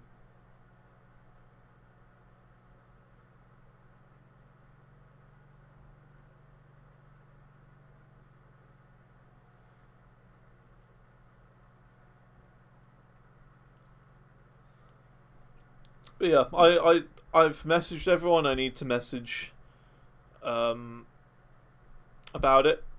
So yeah. Message Miss Laney. I messaged the Arcadian to get it on the main spreadsheet.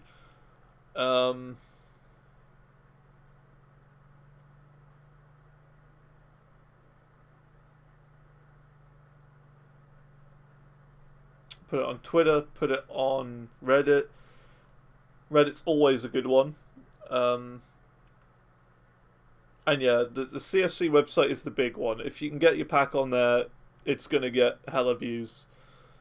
For Uncharted 2, you want to see the difference. And to give it... No, I completely understand. It is a dysfunctional community, the guitar community. It doesn't work properly. People are lazy. They spend months doing seemingly nothing. I get it. Completely understand.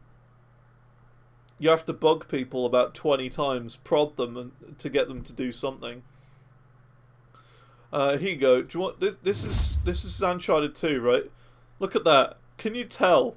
Can you tell when Zanchada 2 got on the the CSC website. Can you see the difference? That is one heck of a curve right there. That's the jump right there. Yoink! Just shot up. It's kind of funny.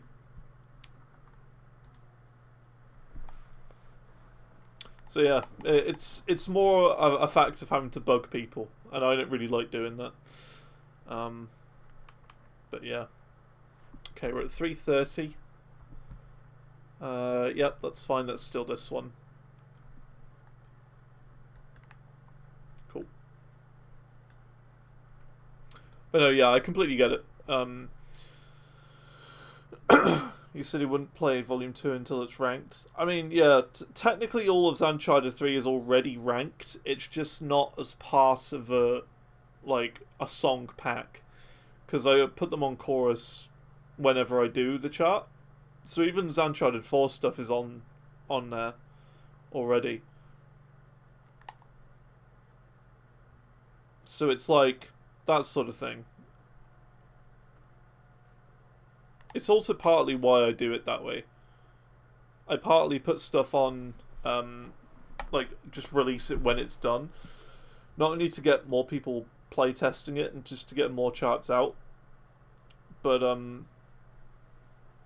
also so it gets ranked quicker, I suppose. Hopefully before the year ends, it'll be ranked. I hope so.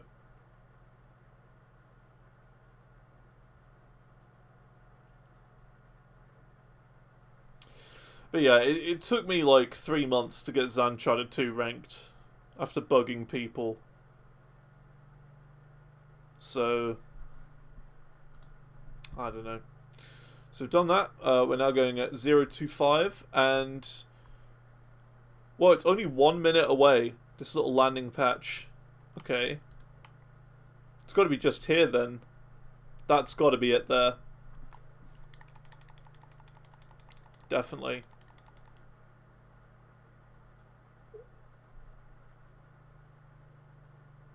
Yeah, that's it. Bit high up, but that's okay. I didn't expect it to have to be landing here so soon.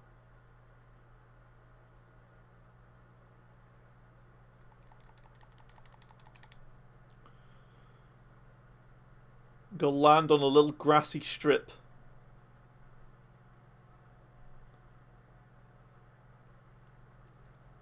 But yeah, I agree. I do really like to see what the most popular songs are. And I think that's one of the more important things. Because it can give you an idea of what you should chart next. Like, for example, the most popular thing from Uncharted 2 was the Dance Gavin Dance album. So I know that I should probably chart more Dance Gavin Dance. Or it's the fact that it's the bonus album. People really like a bonus album. So it'll give you a clearer picture on what to chart, sort of thing. Okay, gotta be careful here. This is the landing I'm really afraid of. This one right here.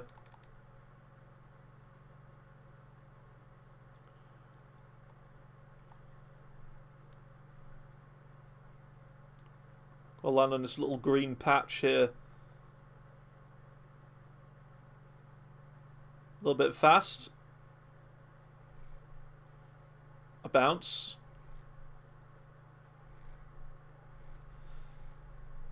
Oh, I don't like this. I don't like it. Oh, there's a car here. No, stop before... Stop. We're going across the road. Into a farmer's field. I went in there a bit fast there. Saying hi to the neighbours, the owners of the farmland.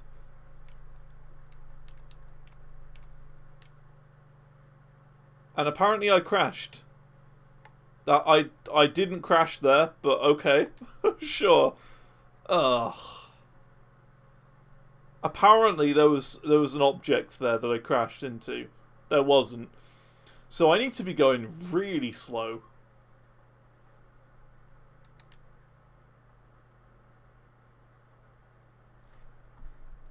I'm gonna be going much slower than that. Okay, well let's do this again.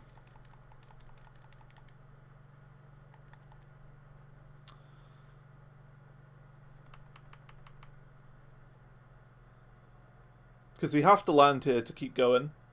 So yeah. Just got to get lower and slower. I think that's the goal. How's that a crash? I mean, we rolled over the road and into the people who own that plot of land. Into their field. I'm guessing there was some sort of wall that was detected there or something. At the edge of that field, maybe. So I'm not sure. But yeah, we're going to be going a lot slower. Just less engine power, I think.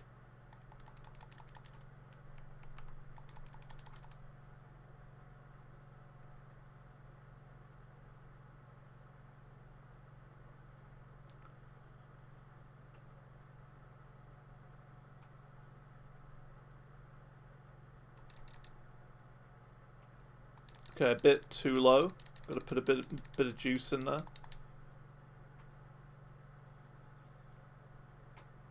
Who needs a runway? Exactly. We're landing in the Finnish outskirts. Well, not outskirts, in deep Finland. In the middle of a grassy patch. What could possibly go wrong? Okay, we'll cut the engine off now. A bit early.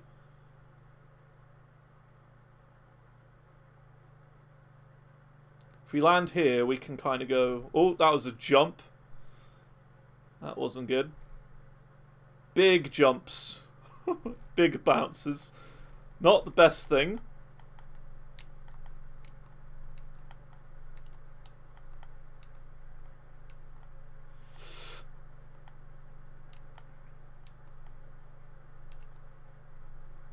Come on, stop. Ooh. Slamming the brakes on. Oh, we did it. Okay, that counted. That counted. That counts. Right. Well, because we're right next to the road here, I think we should probably turn around before we take back off again. So we're gonna go around. We're gonna go back to the end of the runway. And we're going to take back off. I don't know why they get you to land in grassy patches like that. It's kind of not fair. It's very difficult.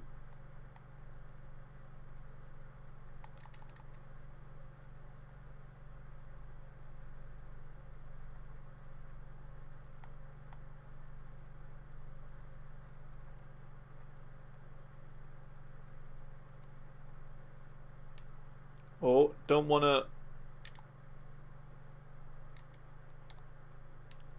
die already.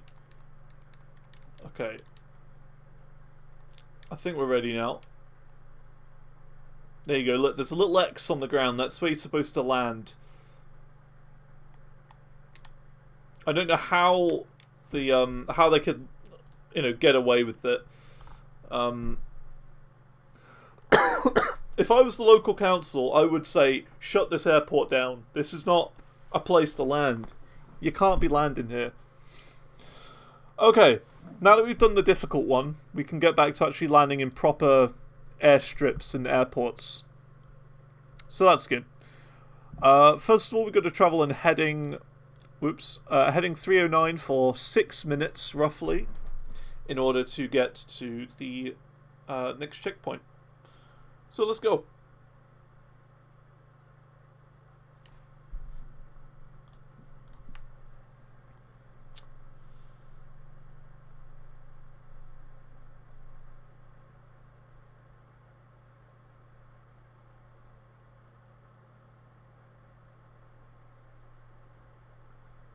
And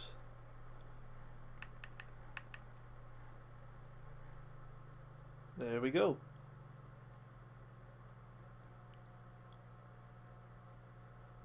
I kind of forgot for a very split second there to turn the flaps off, which is why it took us slightly longer to take off, but that's okay.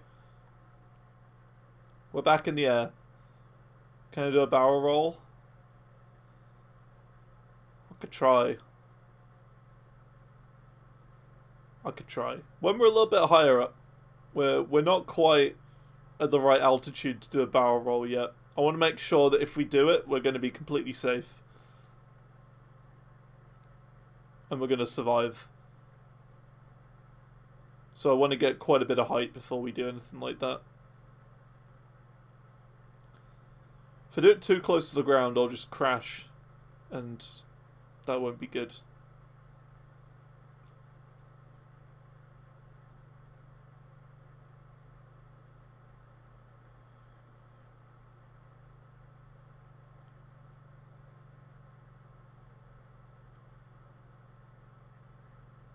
Okay, here we go.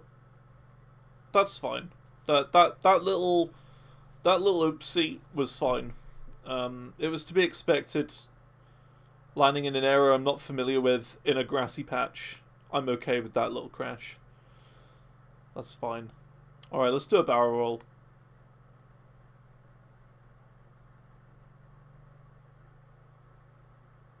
Meow. How was that? Wasn't the best, but again, this plane isn't designed to do that, so it was screaming at me because it didn't like that.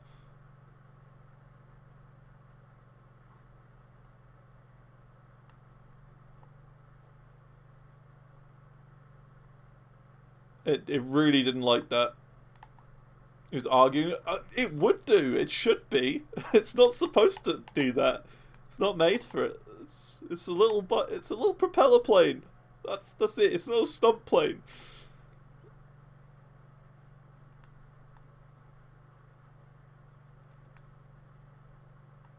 It's a nice, peaceful propeller plane. Look at it. Does this look like a stump plane to you? It's a little two-seater propeller. For casual, like, 1 to 2 people flights. It's not meant for, you know, doing crazy barrel rolls and stuff.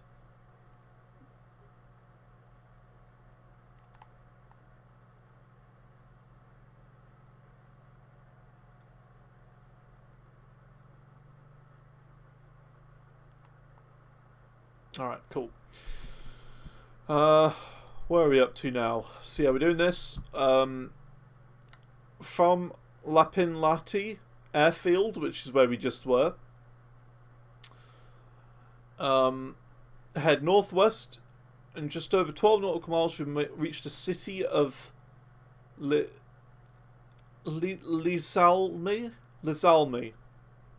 So we're reaching the city of Lizalmi in less than 5 minutes.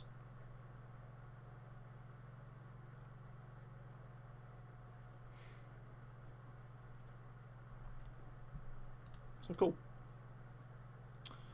I'm going to Google it quickly after I've leveled the plane out a little bit.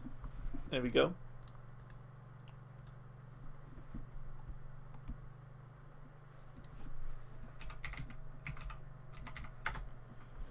And we're going to look at where it is on the map. Alright, this is where it is. Lizalmi on the map. So we're heading here. And we're going northwest, so we must be like down here somewhere. Maybe even like up here.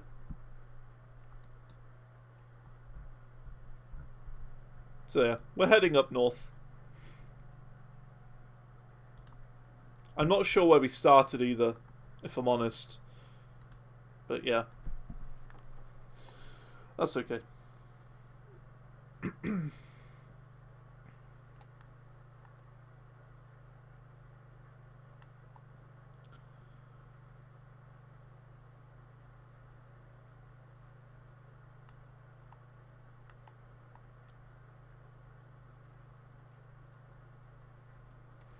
Looks like it would make loopings and barrel rolls at the same time. Like, I mean, yeah, you can do it with this, but it's not... like, if you did it in real life, you would get some guy in your ear, like, shouting at you, like, from ATC or whatever. Like, what the heck are you doing? You maniac. And, I don't know, I wouldn't be surprised if you'd get your, like, pilot's license taken off you or something. Would not be surprised. For unsafe piloting. Here you go, this is the town. Les Almes. Right here. This is it.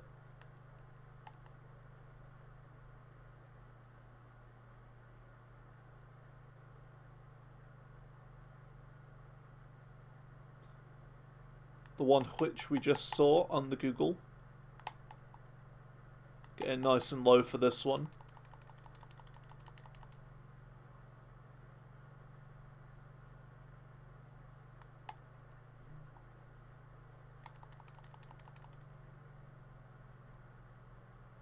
There you got like a little football field there. Probably a school, that. Wouldn't be surprised.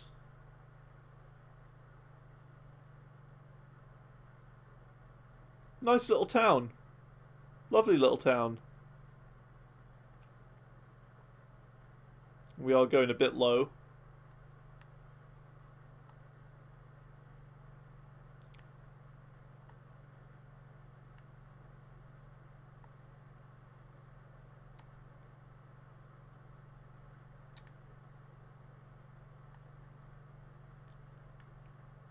Got to fix the trim now.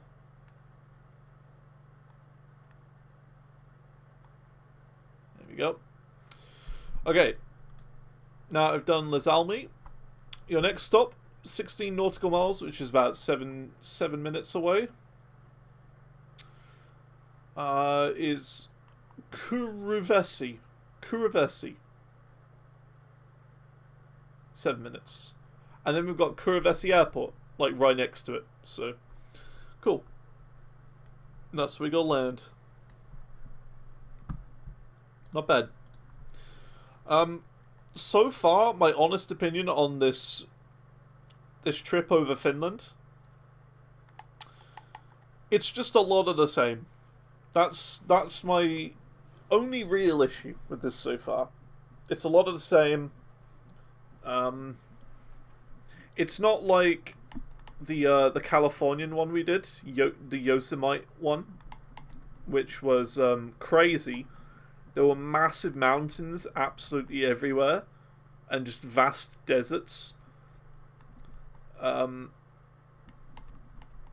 yeah, so far this is just a lot of water, a lot of trees,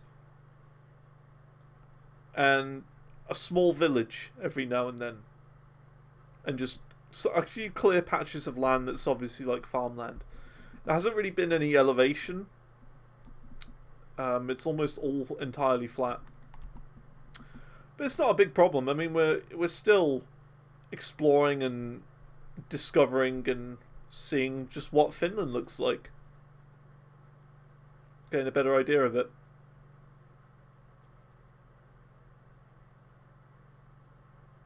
We did do the Sweden one. I do remember the Sweden one. Because in the Sweden one there was a bunch of like a bunch of bridges and a bunch of lighthouses. I remember that.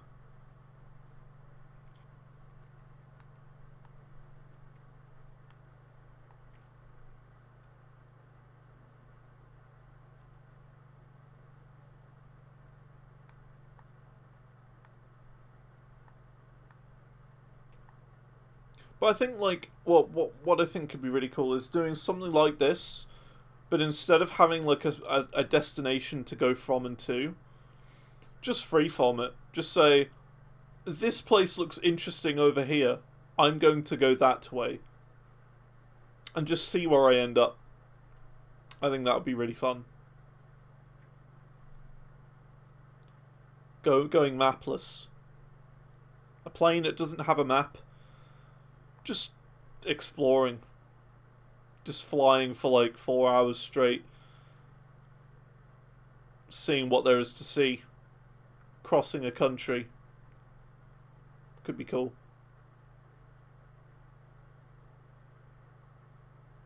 Using just, like, nearby surroundings to work out where we are. So, like, if we see, like, the Angel of the North, we'll know exactly where we are, or, like, you know what I mean? Just come across all sorts. Like, we'd see the Scottish Highlands if we went from the top of the UK to the bottom to start with. Then it would get less hilly, so we'd know that we're entering the UK.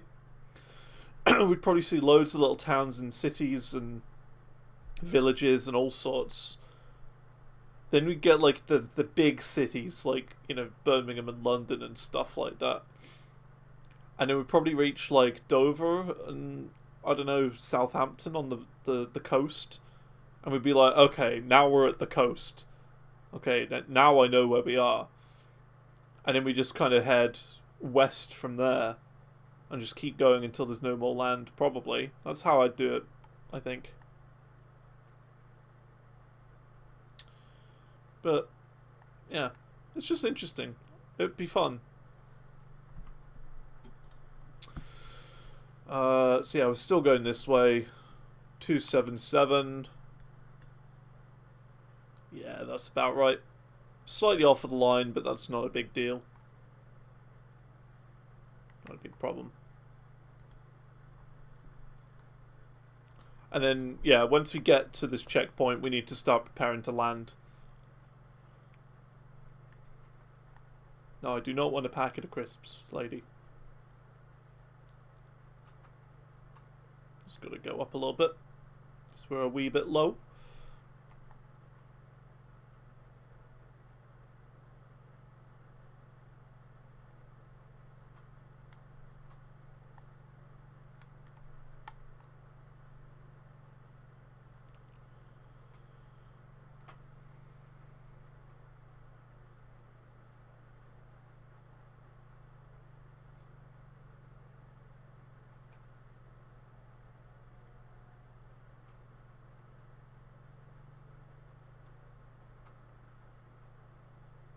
Looks really nice, though.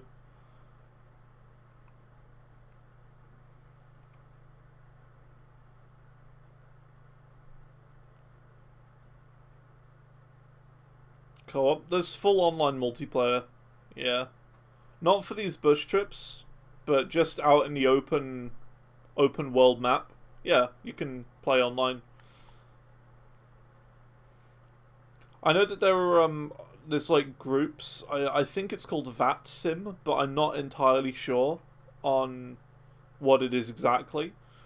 But I think on VAT Sim they do like big events. So they'll be like, okay, go on Europe West at this time from this airport, and we'll all take off at the same time and go across to the United States or something like that. You know, they'll all do like big, proper coordinated trips, and they'll have people managing the air traffic control that you can actually talk to, and that sort of thing. I know that they do all of that, and it's really cool. So, like, you know, there'll be like queues of people waiting to take off, and you got to follow the air traffic control. And their, I don't know, the way that they talk and stuff, you got to follow their instructions.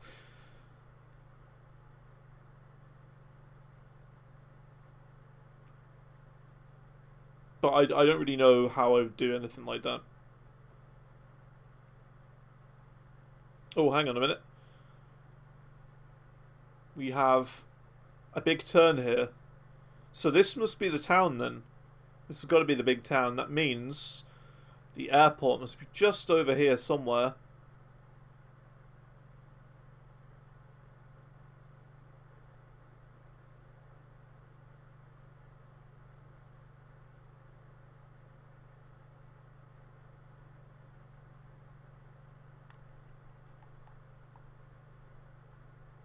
And where would this airport be?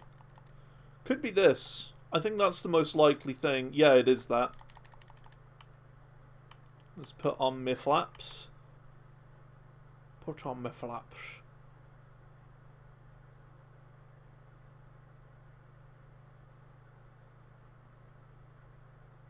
Although it shows us being closer.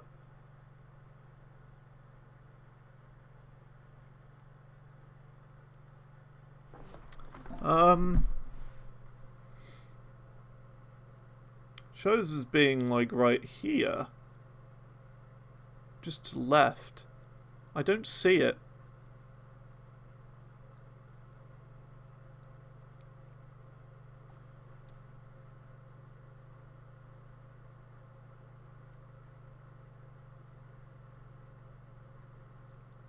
We might do a flyover before.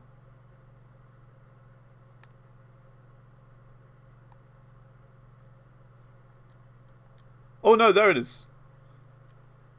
See ya. I see it. Alright, we got a bit of a spicy landing. Hold on to your hats. We're coming in hot, this one.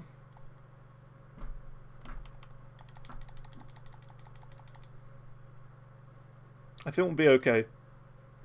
Just gotta watch these trees.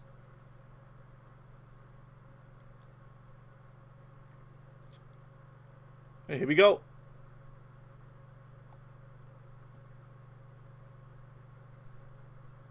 Who put that tree next to the runway? Right there. This little shrub here. Who put that shrub there? Oh! There we go. We have touchdown. I don't want to hit a tree. Hitting a tree would be bad. There is a slight uphill here, which is going to be good for slowing us down.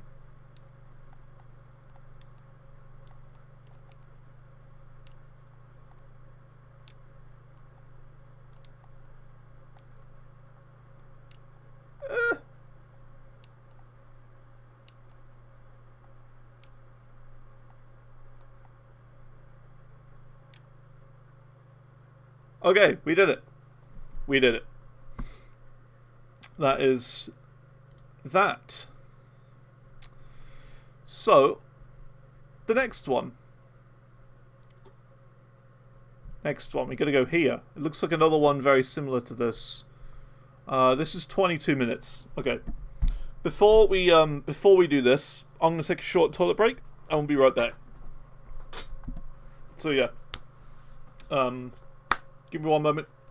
I'm just nipping out of the plane to go into the little toilet they've got in the airport. Be right back.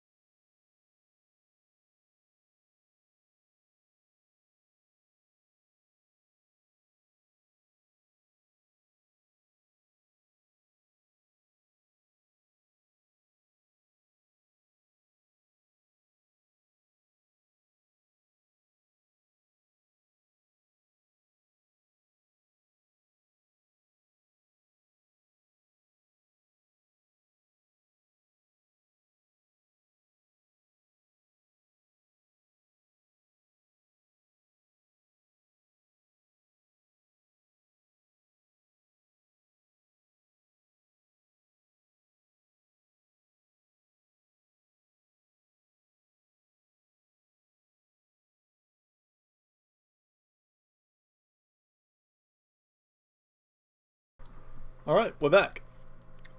We are back. Let's keep going. So I think for this time, look how close we are to the end of the runway. So I think we'll go up here. We'll turn around. And then we'll take off the other way. And then once we've taken off, we'll loop back around and go the right way. I think that'll be the plan.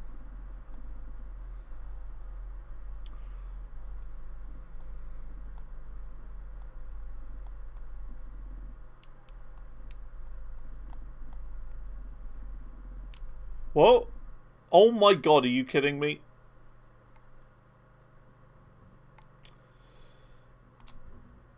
I'm not even in the air yet. Not even in the air yet, and I died. Okay, well that's dumb. That is so stupid. Oh, it's going to respawn us though. Yeah, there we go, that's fine. The faster method, but not the intended method. Okay, let's take off properly this time. I can't believe I crashed like that. That's so dumb. It's fine.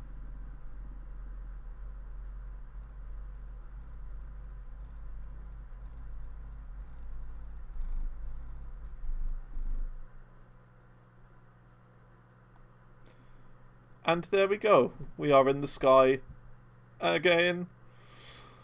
Okay. Going up way too high. Or way too fast. There you go, that'll be fine. And now we travel this way for 11 minutes. Cool.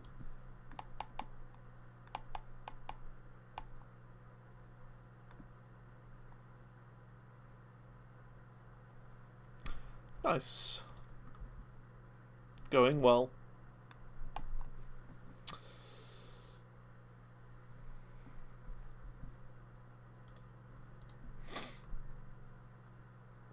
Discover Finland.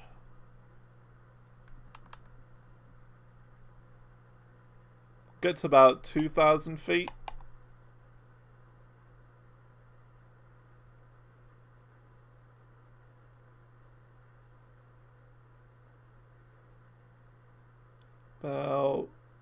About here will do.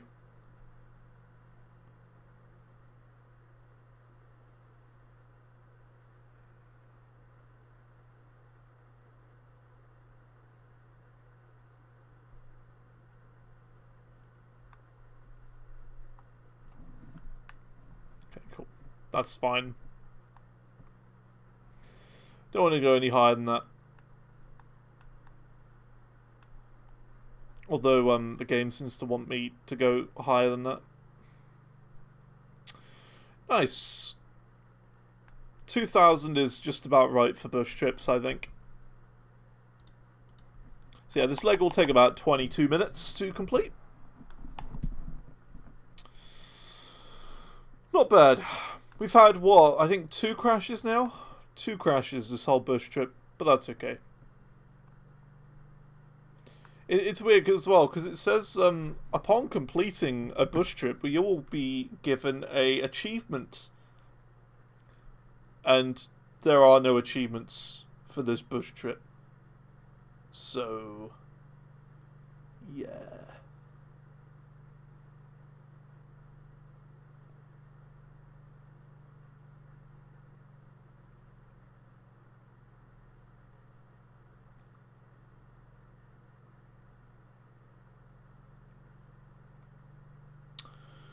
Look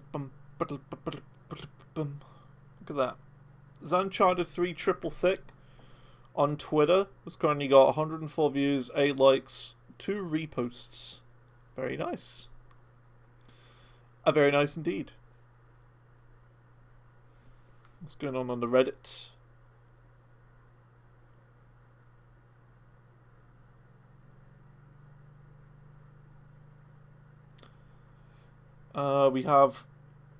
We have 1 post.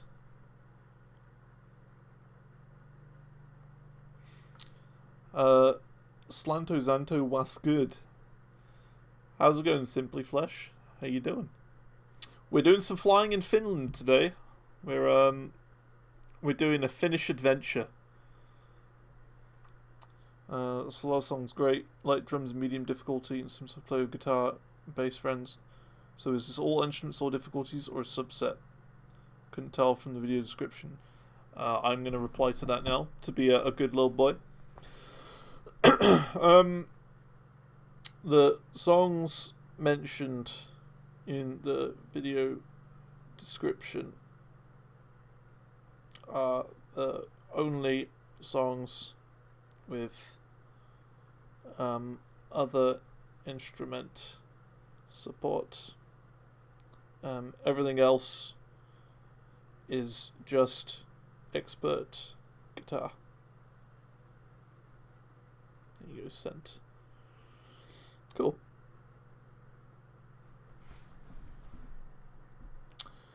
But yeah, cool. Cause yeah, Zantor 3 just came out today. Got to do a little bit of, I wouldn't really call it press, but you know what I mean? Like, you got to, like, reply to people and that sort of thing. You've got to be there at the front of the movie theatre doing the handshake. It's like the premiere, the movie premiere. You know, you've got to be the one hosting it. You've got to be standing there greeting people, shaking their hand as they say, thank you for coming along to the premiere of my movie. We hope you enjoy it. Yeah, enjoy the show, sort of thing, you know? That's kind of what it feels like, replying to comments and sort of thing for Zantor 3. It's just saying, hey, hope you enjoy it. This is what you're getting in for. Here you go. And that's it. Let's see.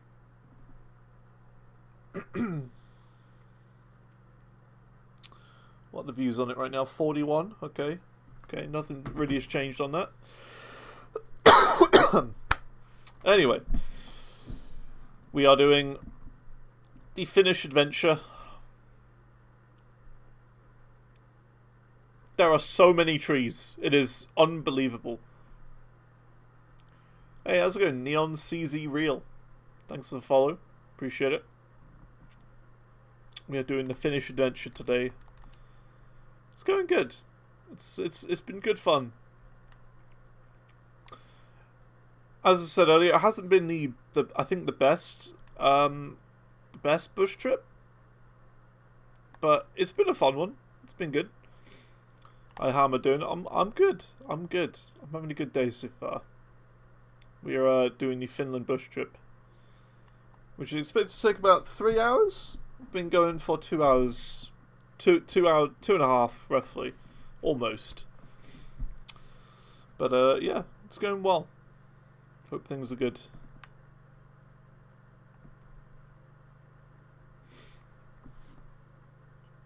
You're just installing the game? Ugh. Ugh, don't remind me. Don't remind me. It takes so long. It is an utter nightmare. It is a complete nightmare. I got this in the Christmas sale last year, and I was just like, I'm just going to spend all of Christmas Day installing. And I started it when I woke up in the morning, and it was done about 3 in the afternoon. So it was like from about 8 in the morning to about 4 in the afternoon. It was just installing. It takes so long. Such a long time.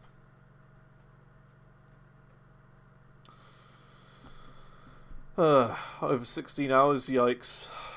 Yikes. Yeah, it's a big one. I would say if you're going to install this game, you've got to be sure that you want to play it.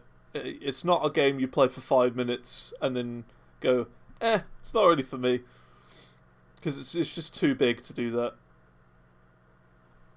Left it running when you're in school. That's a good idea as well. That's a good choice. On top of that, you have to remember as well that, right, that what you're installing is just the base game, right? There's a bunch of, like, city updates and country updates that you can get as well. They're, like, optional updates on top of that. And that brings the file size to about double what it was originally. So it's taken up about 200 gigs of space, this game, for me. Absolutely giant. It bugged. Ugh. The way I did it is I was just like, right, I'm just going to press the install button and I'm just going to leave it. I'm not going to touch anything. Just let it do its thing and wait until it's done. And that is how I did it. Because I would fear that halfway through, it would just stop saying 0 MB. So I think how it works is it like downloads a little chunk and then like extracts it. So it does download, extract, download, extract, download, extract. So yeah, I would just click the install button, leave it. Don't mess with it. Don't even use your PC at the same time, I would say, because that could potentially interrupt it or mess with it. Put it on, leave it in the background to do its thing until it's done. And that's how I did it. It was a real nightmare, though. But once it's installed, it's great. Once you got it, it is brilliant. I would definitely recommend doing the tutorials as well before you get started doing anything else. The tutorials are great. There are a couple of bugs with them. But yeah, overall, they're pretty good.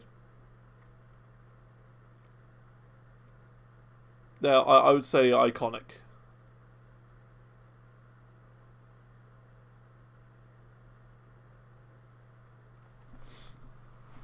What I mean by like the bugs is in the tutorial there's it'll say, hey, you want to ascend to this height level by this amount of time, and it's just stupidly steep for what the plane can handle in its default settings. So you have to turn on what's called carb heat, which we actually have a carb heat option here, right there. You want to push it like all the way in on the default little aircraft, and that'll allow you to get to that height. I don't know why, but it just does. So there's a little tip for the tutorial.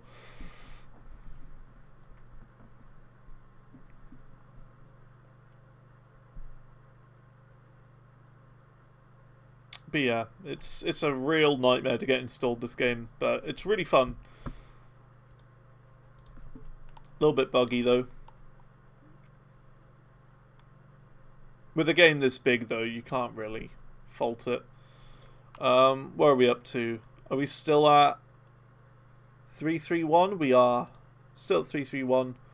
But that's just about to change, because I saw a little loading icon down there. So not long.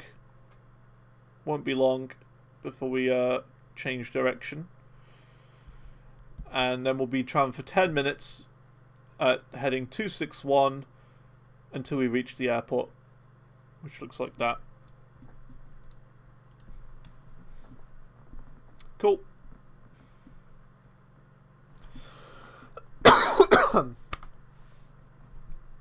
When you restarted the launcher, it bugged, the process was saved? I don't know. I'm not sure.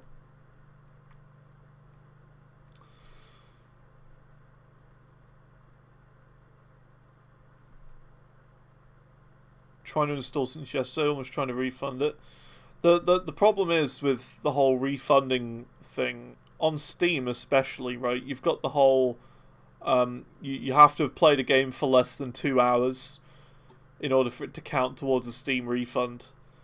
So that's the only issue, really. Because the game takes much longer to install than that. So it is a bit of a problem. I still think this is one of those games where if you're really sure you want it and you want to install it, go for it. But if you're thinking about it and you're not sure about it, maybe try Flight Simulator X instead.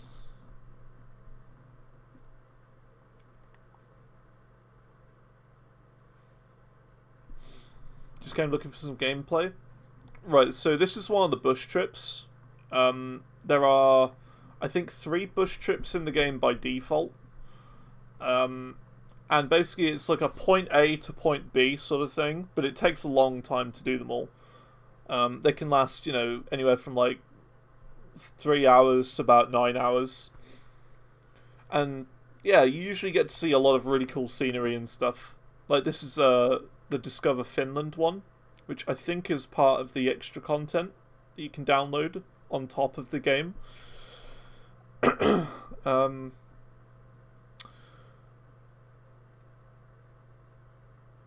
And yeah, this is just one of the different things you can do in the game. So there's bus trips, there's flight training, which you do tutorials. You got landing challenges, so you get a specific type of plane and weather, and you have to try and land in a pretty difficult situation, which can be kind of fun. And then you've also got the big open world, which is like a free roam sort of thing. My challenge is to try and go all the way around the world, essentially. And I've got like a little map. I'll show you my map. This is what I'm doing. This is like my first quest in this game that I decided to do myself. All of these red lines are where I've flown from and to, and the black dots are where I've landed. So I've done a lot. I've currently reached Beijing. In my I'm doing all of this offline, but yeah, it's a lot. I'm gonna try and go through all Earth and that sort of thing. It's been really fun, and I think if you do get this installed properly, I would recommend trying to do the same. Whoops, wrong scene. Yeah, I would recommend doing that. Because the thing is with this game is you don't really know what you're doing. You don't really know where to go or what to do. Because it's open. There's no like quests or storyline or career mode or anything like that. It's just big open world and a couple of bus trips and landing challenges. And that's it really. So finding things to do is something that you've got to try and come up with. So I think one of the cool things would be to travel an entire country, or just fly in one direction and get lost, sort of thing. Just lose where you are. That sort of thing. But yeah, give some of the bus trips a go, I would say. Yeah. I don't know. Where am I going next? I don't know, honestly. On my big flying around the world thing, I don't really know. I would say potentially Harbin. So I could go from there to there, maybe. Or I could go from there to Vladivostok. I was thinking there, one of those two places. And then after I've been either to Harbin or Vladivostok, then I'm going to go to Pyongyang in North Korea. And then down to Seoul. And then probably start my journey in Japan.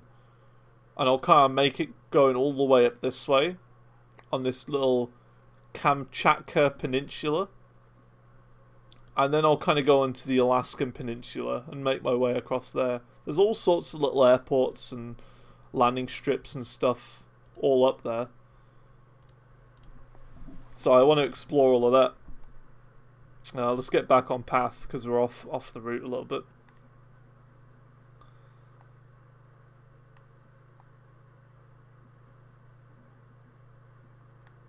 You were in Harbin and Vladivostok, nice.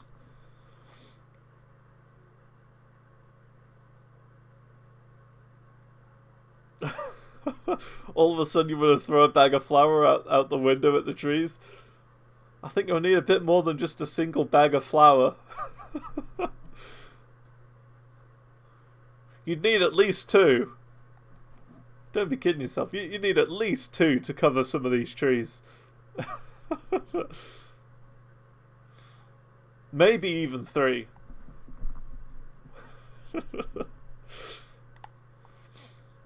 Now, we actually looked it up earlier at how many trees are in Finland. There's 10 trees for every living person in the world in Finland. We googled it. So, there's a lot of trees. If you want trees, this is the place for you. And yeah, how's it going, Zar? How you doing? Zan T Boy. That me. I'm Zan T Boy.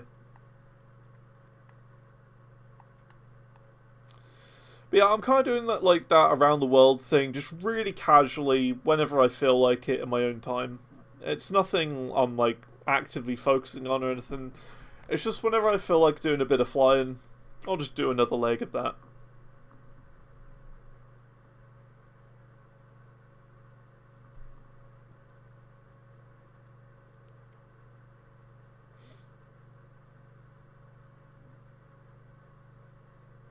And yeah, partly because I want to do this around the world thing as well. It's like I've played quite a bit of GeoGuessr, so I know like what they look like from the ground, but I don't really know what these places look like from above, or I don't know. There isn't really any connection to that in the real world, sort of thing. Like you can't connect Thailand to Finland together, right? They're different places.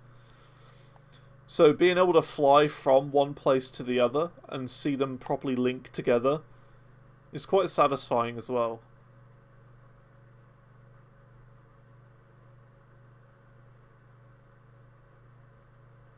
Like, yeah, we had a round in Vladivostok in GeoGuessr,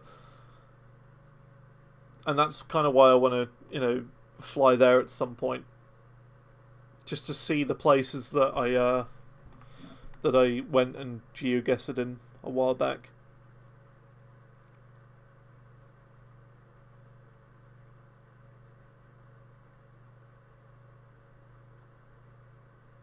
I was also thinking of maybe going to the Mongolia area.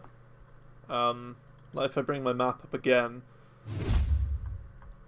I was also possibly thinking of going to Ulaanbaatar, like going from Beijing up there, but I don't know really where I'd go from there.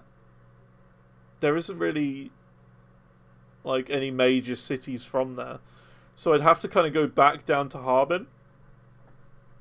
So I don't know. I was thinking I might skip Mongolia, but I don't know. Fly over the Gobi Desert. Could be interesting.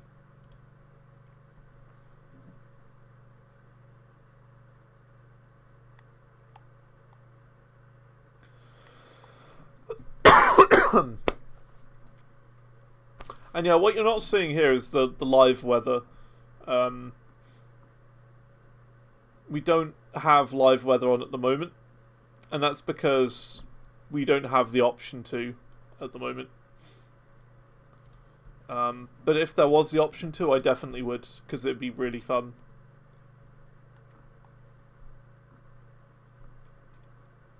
It's just in these little challenges, the bush trips, you can't. On some of them you can.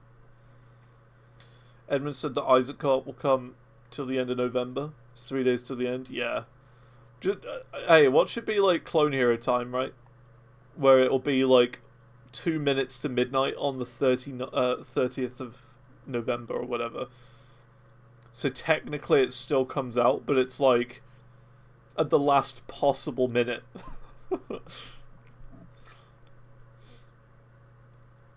Not talking about a small like half a pound baggie. I'm talking about like a 50 pound. Oh yeah, I'm thinking like if we're talking size, right, of bag, I'm thinking like this sort of size.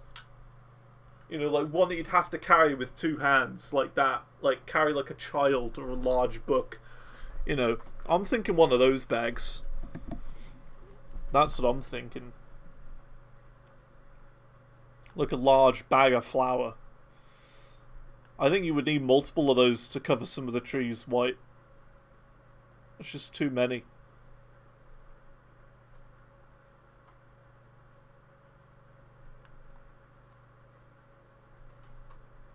Let me just have a look at this. Been a bit distracted.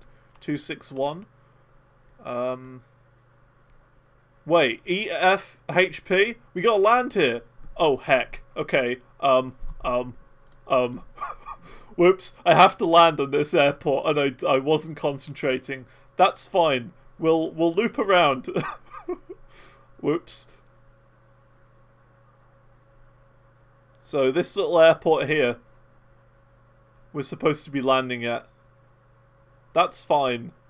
We'll do a loop. Right there, supposed to land. Okay, that's fine. We can loop back around. I'll put on all the flaps now. And we'll start descending gradually.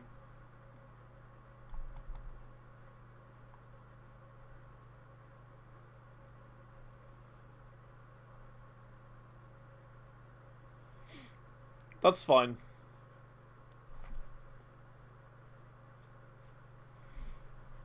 We can just loop around. I didn't realize we were landing that soon. I lost track.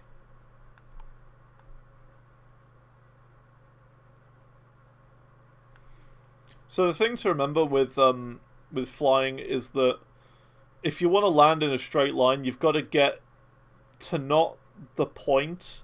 You have to get like a bit further away and then line yourself up. So you might think I can just kind of go like and just land like over there, like circle.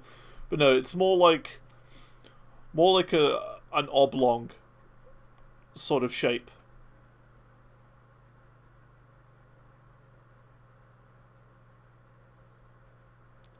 Because you need to be going straight before you land.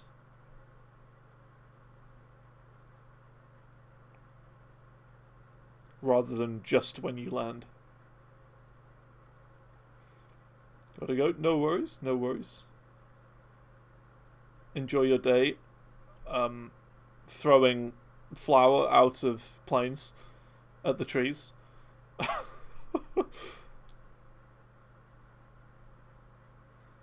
So where is it?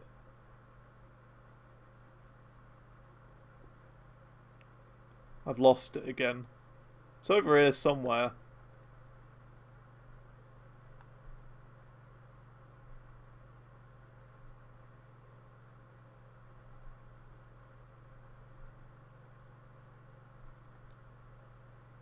Lag.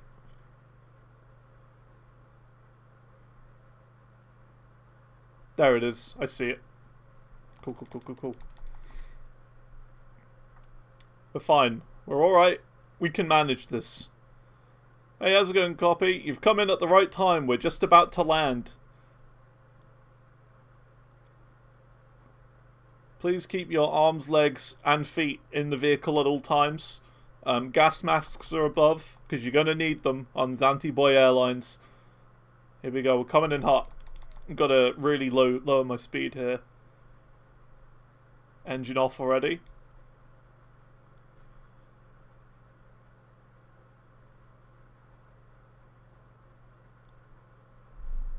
Okay, did a little bounce, little jump. It's okay. It's alright. Yeah, we did come in a little bit hot there. A little bit fast.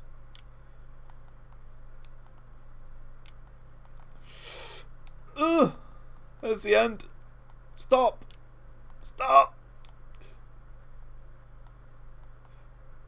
Okay, we've gone over a bit. It's fine. We're going into the farmer's field next door and landing there. It's fine. The farmer will understand. He'll understand. He's had it happen before, this farmer. He gets it.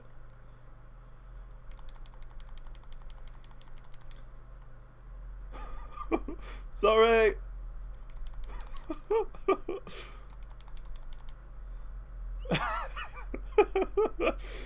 We kind of rolled off the edge there, but that's okay. No one will know. No one will know.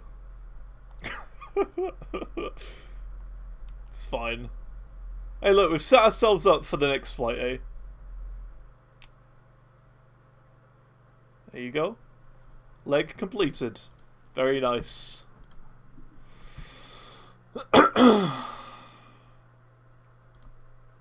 Okay. Next leg. I don't know if this is the last one.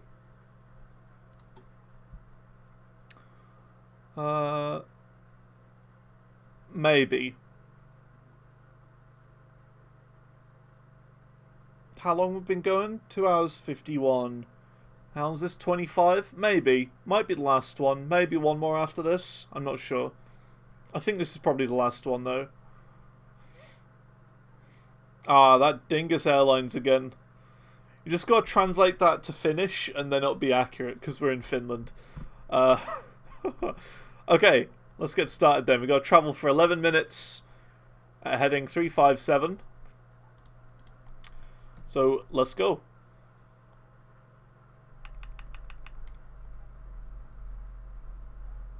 It's fine. That's part of the fun with these bush trips. It's landing in a farmer's field.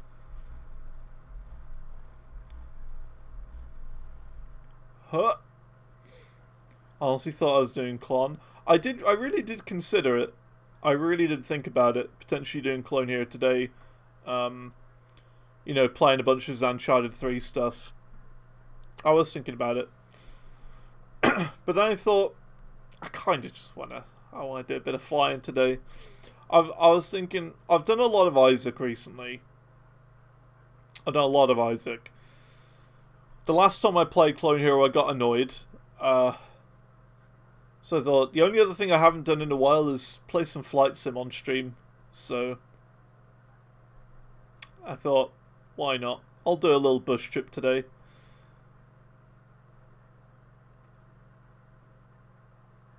But yeah, I do consider it.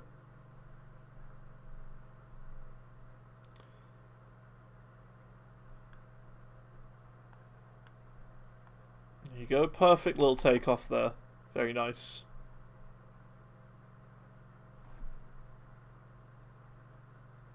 Absolutely downloading it right now. Very nice, very nice. Hope you enjoy. There's some good stuff in there. I'm happy with Zantor 3. In my opinion, it's slightly better than the Zantor 2 set of songs, but I think it is slightly easier. I think it's slightly easier than Zantor 2, but I think I like the song choice a bit more.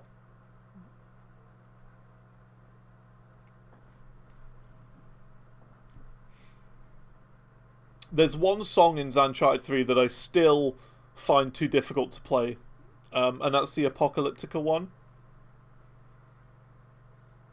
That one's a strummer, and I'm really bad at it. But yeah, the variety's strong in this one. Saying that, have you seen what's gonna happen in Uncharted 4? Have you seen? The pack list for Uncharted 4 is nuts so far. Absolutely wild. It's a crazy one.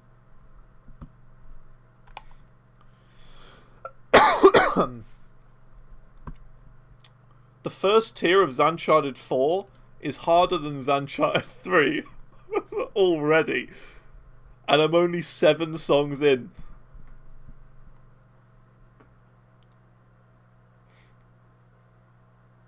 We've got Dragon Chaser Advance, which is neoclassical metal. We got some Gent. We got some Sleep Token, which is just one heck of a good pick. Suicidal Tendencies, that's a really tricky one. Had Stickheads help with the solo. I mean, that should tell you everything, right? If Stickheads had to help me with the solo, that tells you something. And then a really fast Protest the Hero song. So already, Uncharted 4 is looking like the really difficult one.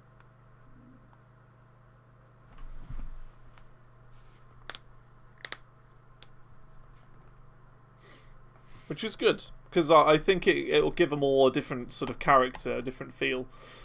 The first one I'd say was more classic. I think the songs in the first one were just all really classic songs, and I'm just so happy with how the first one came out. Song 2 went a little bit sort of post-hardcore and indie, right? It went a little bit post-hardcore, lifted the weight a little bit lighter. And kind of the same with the third as well. There's a couple of heavier and slower songs in there, but it's a little bit more spicy than the second. And I think 4 is just going to be ridiculous. Like, just going off of the first, like, 7 songs already. It's crazy. Absolutely perfect. Played like a main series game. I think so as well. I don't know how it turned out that well. It's just, I don't know. There isn't one song on there I would remove and swap for another. They all balance each other out perfectly.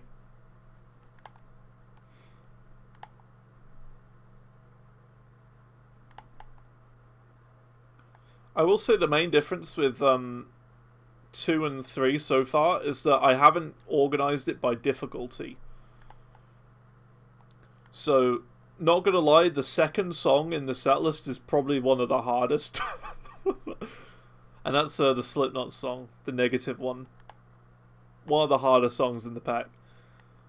So don't worry about, things being easy or difficult. Just, yeah. I thought I'm just not going to organise it. I think as I was playing it through and testing it, I thought this just works perfectly in this order. It makes sense to play it in that order. So I thought I'm just not going to order it. Ordering it in suggestion format instead of easy to hard.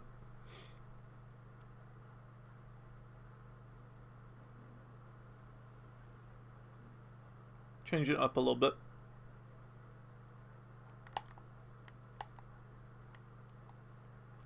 It is very difficult. It's a weird one though. It's like the least Zantor chart I've done, but it plays really well. It like goes against all of my charting standards in the way I chart stuff, but it just works really well.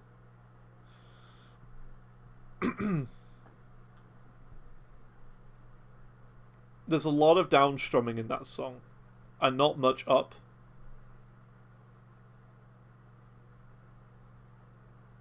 It's odd. It's an odd one.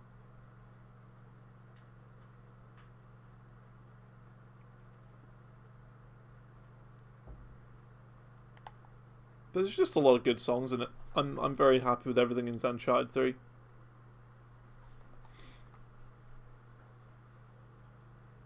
Hey, how's it going, JJ?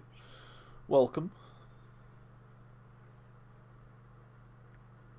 We are exploring Finland today. There's a lot of trees. A lot of trees. So many. I've seen more trees, or more digital trees today than I ever have in my entire life.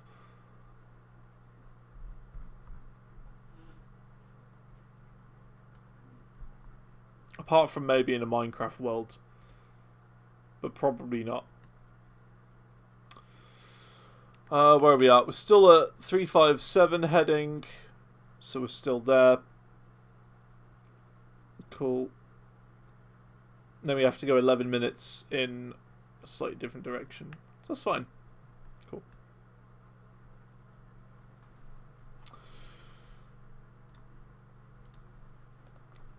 All you played was the stuff you suggested to not spoil it? Yeah, that's fine. It's like, yeah, that's kind of how I think it's good to do. Play your suggestions and then wait until the rest of it's done, and then download the rest of them and play them then. Can you tell me some things about this game you just got yesterday? You need a colossal hard drive. You need a beast of a machine to play it on. You can fly anywhere in the world. It is 1-to-1 scale. So we're actually flying over a place in Finland at the moment, in real time. Yeah, you get all sorts of little aircrafts. So we're in a little propeller plane here. But you can go from anywhere from little propeller planes to stunt planes to jets to airlines, you name it. You get landing challenges, so you can land in famous or tricky airports to land in, and you can, get good at trying to land. You get a bush trip. This is a bush trip, so it's a very long trip, point A to point B. It's about 9 hours or so. Some of them can be. This one is about 3.5. But you get legs, so you can fly for about 15-20 minutes, land, and then go away and come back again and start again from the same one and continue the journey. We're doing all of the Finland one today, where we just have to explore all of Finland. And yeah, you can go anywhere in the world. There's like an open world map as well. And yeah, it's good fun. There's live weather, live time as well, and it's cool.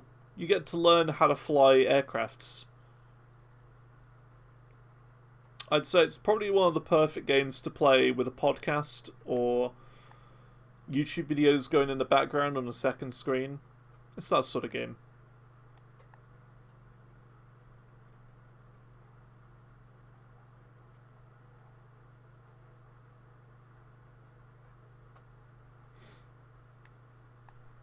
But it is one heck of a game to install. It takes a very long time to install.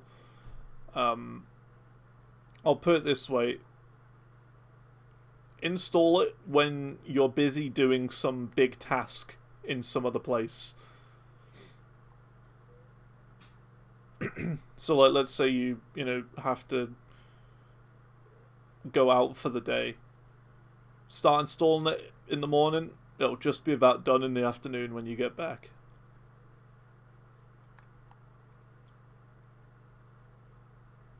$17,470. Oh, you mean like an i7 4790? I mean, it probably could, but I would recommend, honestly, the newest of new PC you possibly can. I mean, I'm on an i7 11th gen, i7 11700 with a 3070, and even I have to lock the game to 30 frames per second, because 60 can get a bit stuttery and frame ratey at times. It is a beast to run. It is very difficult to run.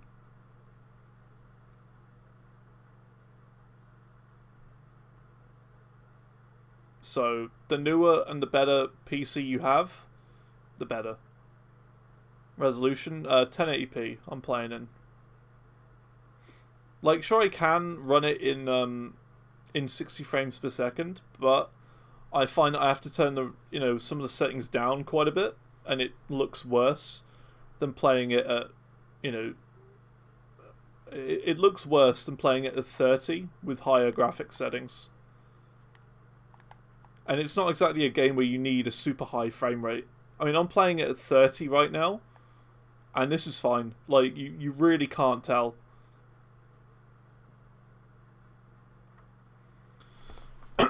I'll show you my settings if you want.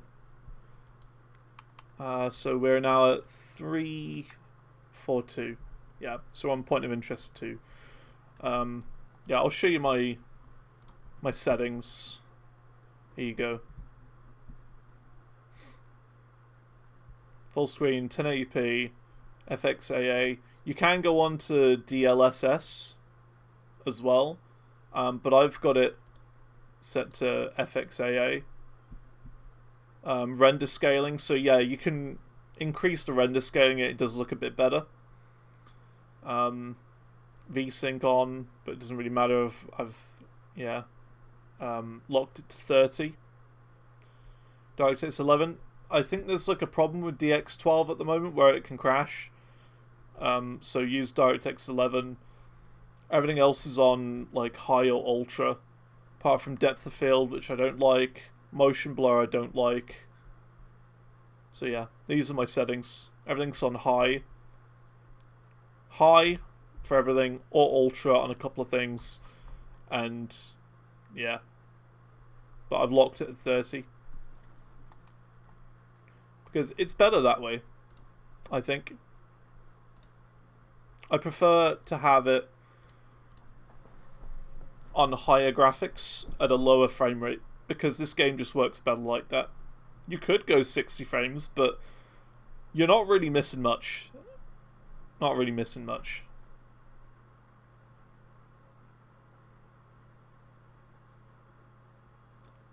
When am I going to land? We've still got quite a while. We're only on point of interest 2 out of 3. So yeah, we've got to go this way for about another 9 minutes or so. Another 9 or so minutes. And then it'll be about 2 minutes to the airport from then. And then we're going to land there. Still got a while though. We only just turned on to this point of interest a couple minutes ago. This whole leg is 25 minutes in total.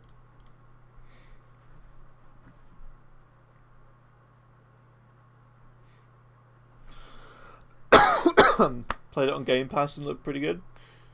Yeah. FXAA. You see, I don't really know the difference between a lot of them, but I find that... What's the other one? There's another one that I don't like. I think it's... Let me have a look. What's the one I don't like?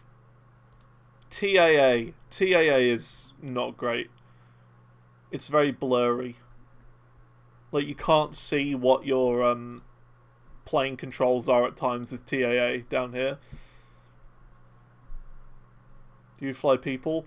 Not really. I mean, you get like a co-pilot who you can see in third person. You can see a dude behind there.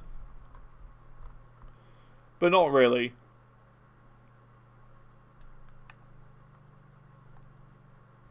It's mainly just kind of you. I mean, like, even with the big airliners and stuff like that, you don't really transport people, unfortunately. But it would be cool.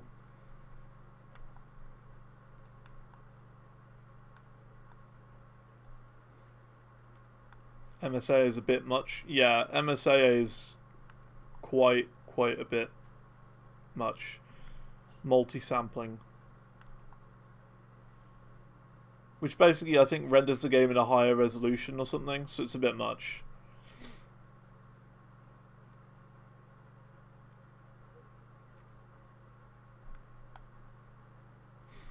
What am I using for controlling the plane? I'm using a Elite 2 controller, Xbox Elite Series 2 controller. It works well. It works well. You can adjust your seat by pressing LB and moving the left stick. That's how you adjust your position like this. If you let go of that, you can control the plane like this with the left stick, left and right, and then you can go up and down like that. Right stick is the camera control. You've got the trim by holding RB and pressing the stick up or down. Flaps is up and down on the D-pad. Left is parking brakes. And then left trigger and R is like that sort of moving. I'm not entirely sure. Can you use a wheel? You probably could. I'm pretty sure you could use a wheel. A steering wheel to fly a plane. Now that'd be something. But yeah, there's like tutorials in the game that teach you the basics as well.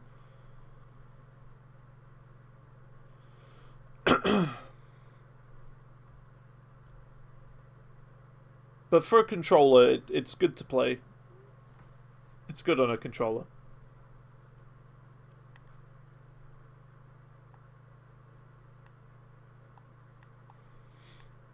Can you do a backflip? We actually did one earlier, yeah. You can do barrel rolls and loops. But this plane isn't really made for it. It's just a little propeller plane. It's not supposed to.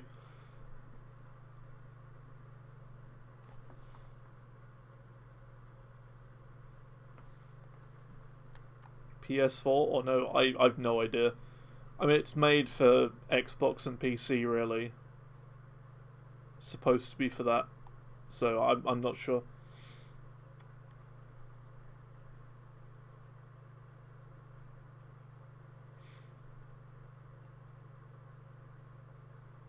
But it's a really good looking game, and like it's literally 1-to-1 scale with the Earth. So these buildings you can see down here, they're all there in real life.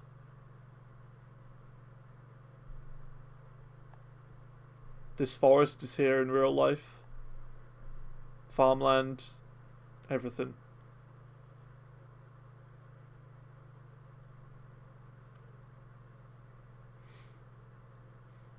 Yeah, I know it runs on Xbox.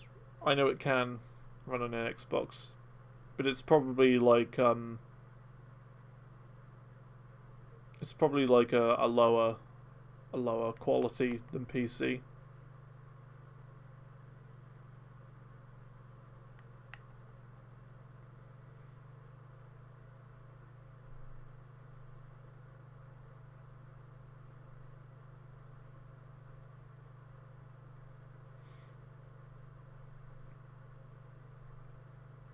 DS4 Windows, probably map. Probably, yeah. Or like joystick or something, probably.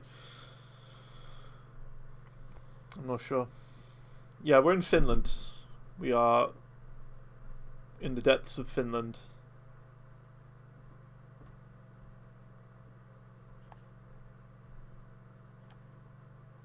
I can't say exactly where we are. I've no idea. But we are heading towards Kampele Airport. Oh no, Oulu Airport. Second busiest Finnish airport. There you go. Let's have a look. Let's do a bit of Googling, shall we?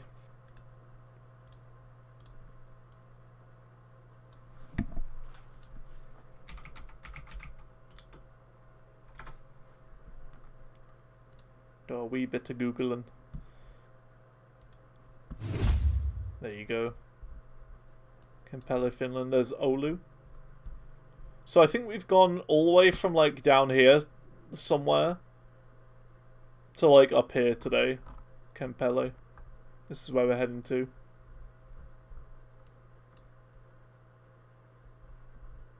In Finland.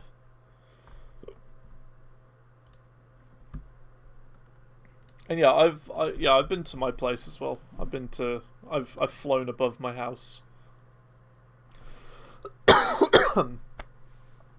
There is a way of coordinates and stuff.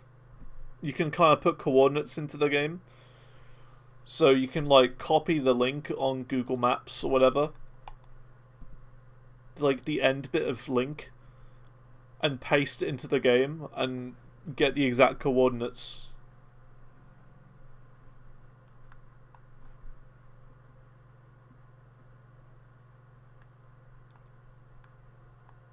(1.1) What do you mean 1.1?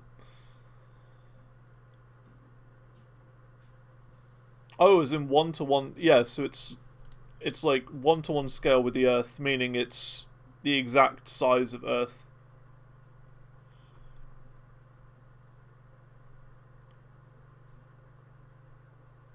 So like it would take you about an hour to get from, London to Paris. Or whatever.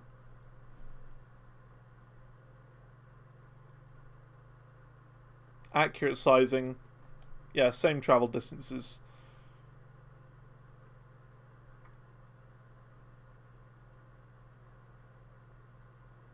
So it's massive. Real time, yep. real time, real weather. We're not playing with either of those at the moment because there's no option to have them on, but I'll show you after this.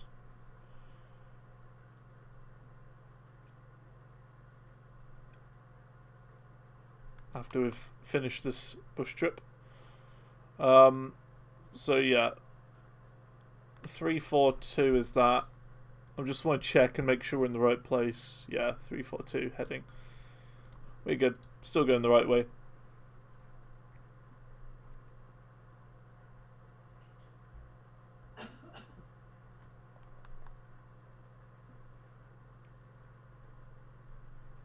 The real challenges are when you have to land in like low clouds or rain, harsh winds, that sort of thing.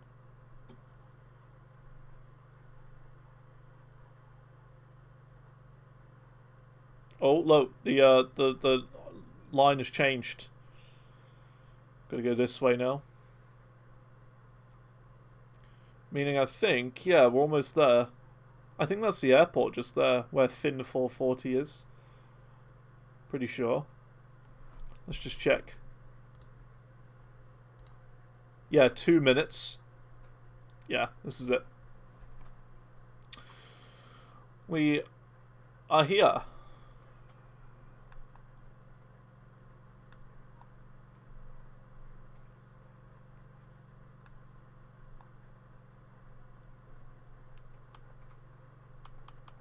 Let's put on the flaps and get ready to land.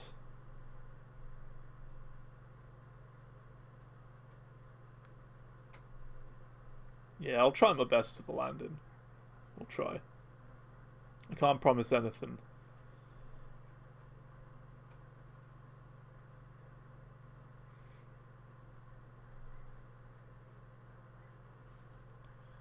I shall try.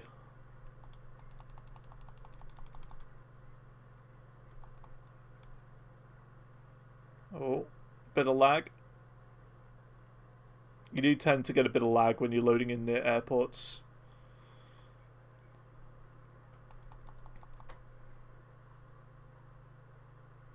So I'm a little bit low, but I do want to lower my speed a bit.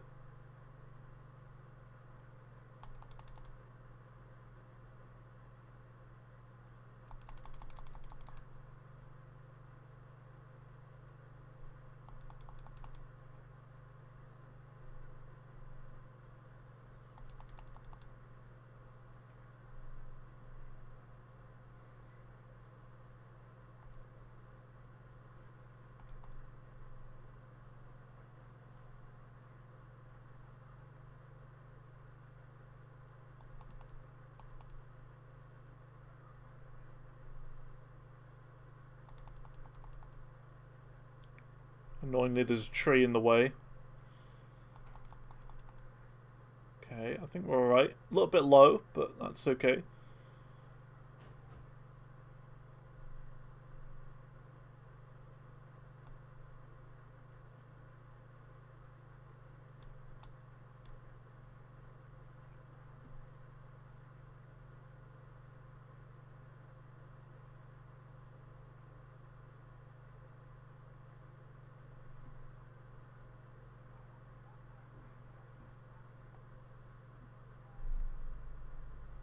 Okay, a little bit of a bump, but honestly, one of my better landings, I think.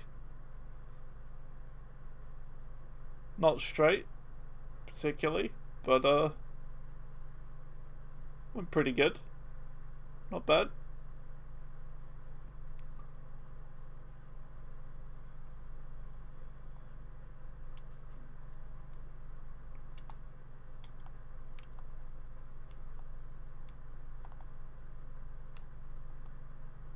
And there we go.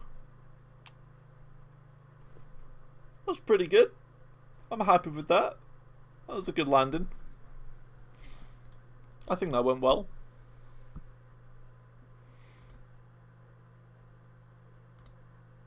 Oh, we do get another one. Ooh, okay. We get another one. I thought that was the end, but it's not. Oh, here you go. Yeah, this is the last one now. We are now on the last leg of the journey. So we've got to travel for 2 minutes in this direction, then 16 minutes, then 8 minutes, and then 1 minute until the very last airport. Nice. Let's go.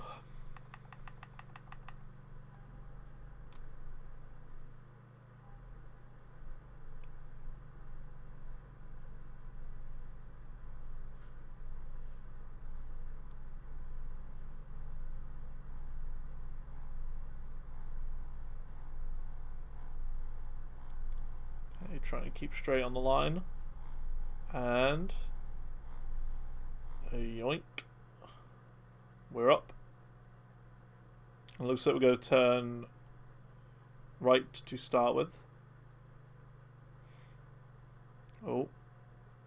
Didn't like how fast I was going upward. Didn't like my vertical speed.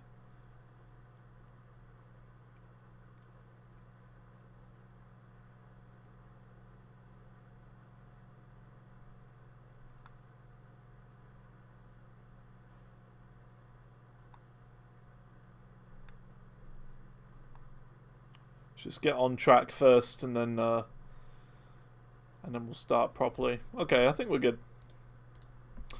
Does it have mods? You can get stuff for the game. I think it's more like paid workshop stuff, but I haven't bought anything because sometimes it can be like 50 quid for one plane. I'm just like, that's just ridiculous. It's too much.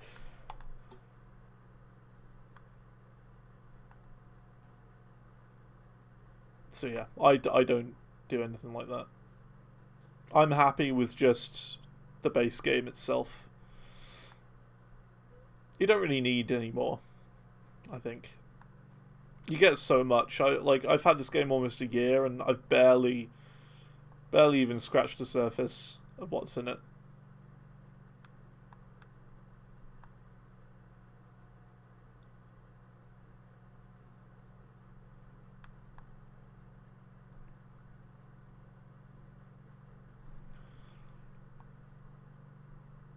Massive lake. Look at that.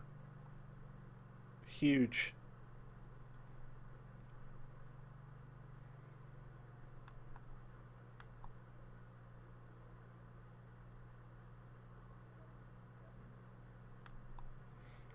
But yeah, I think this is our last flight. Next time we land, that'll be the end of the bush trip.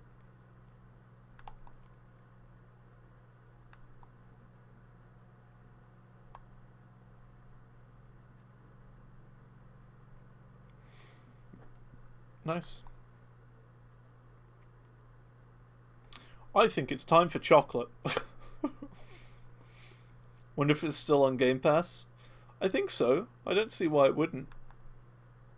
Probably. I think it's time for chocolate. I'm gonna get some. I haven't had any today. And you know me, I like my chocolate. Oh. Chocolate man. There we go. Broken some chunks. Thing is, the problem is it's been in my fridge, so it's like ice cold. It's like freezing. And breaking it is a real problem. Oh, actually, hang on, one more. Gotta do a turn. There we go.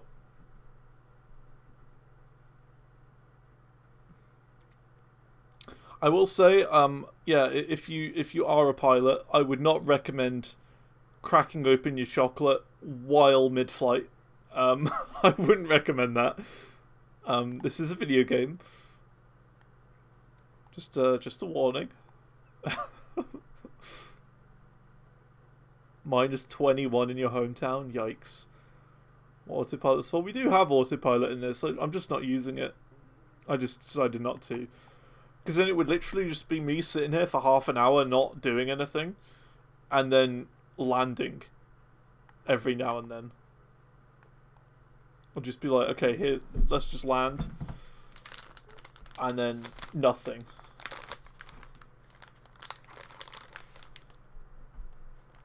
On the big, like, proper jets and stuff, though, like, yeah, it makes sense.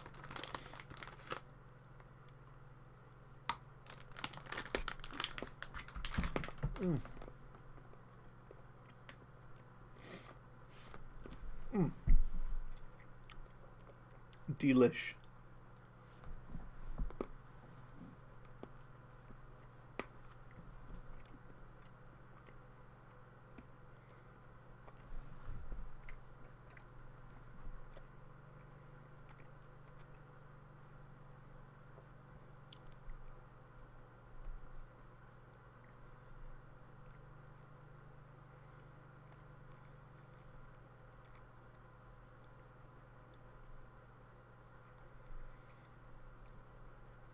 I like how you can see all like the little roads and stuff, the little road networks. You can clearly see motorways and stuff.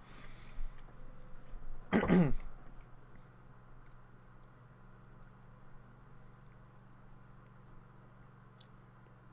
would try and load into New York after this. However, I don't want my PC to explode. I really don't want my PC to blow up.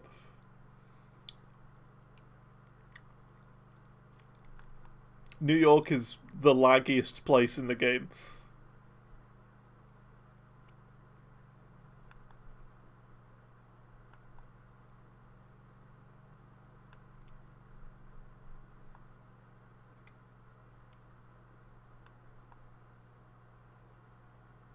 But it does look incredible. Like, you can clearly see that it's all like, I don't know, things just look a bit blurry, a bit odd, a bit misshapen at times. But it's still impressive to see New York in this game.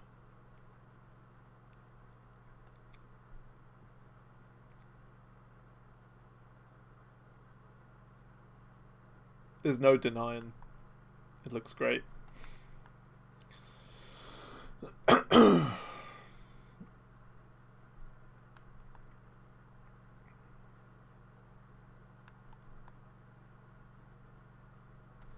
There you go.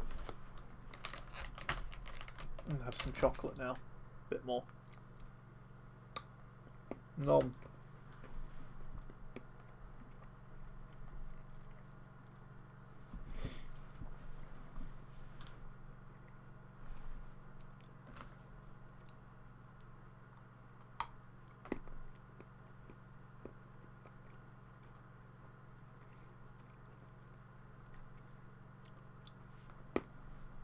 Mm.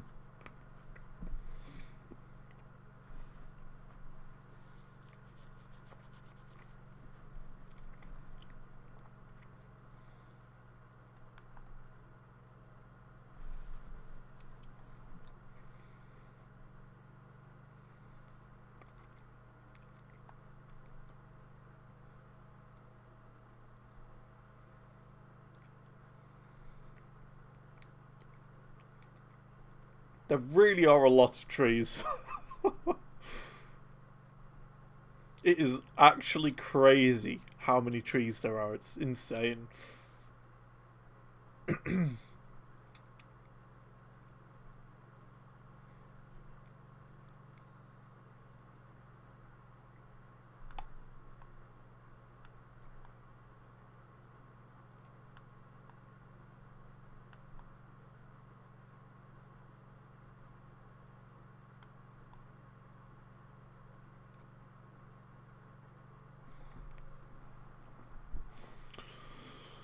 But yeah, I've been all over the place in this game, and it's good fun. How many hours have I got in this?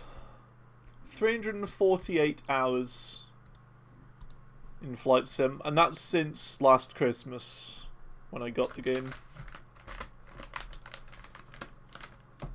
You gotta remember, though, that, like, 6 of those hours was just me installing the game.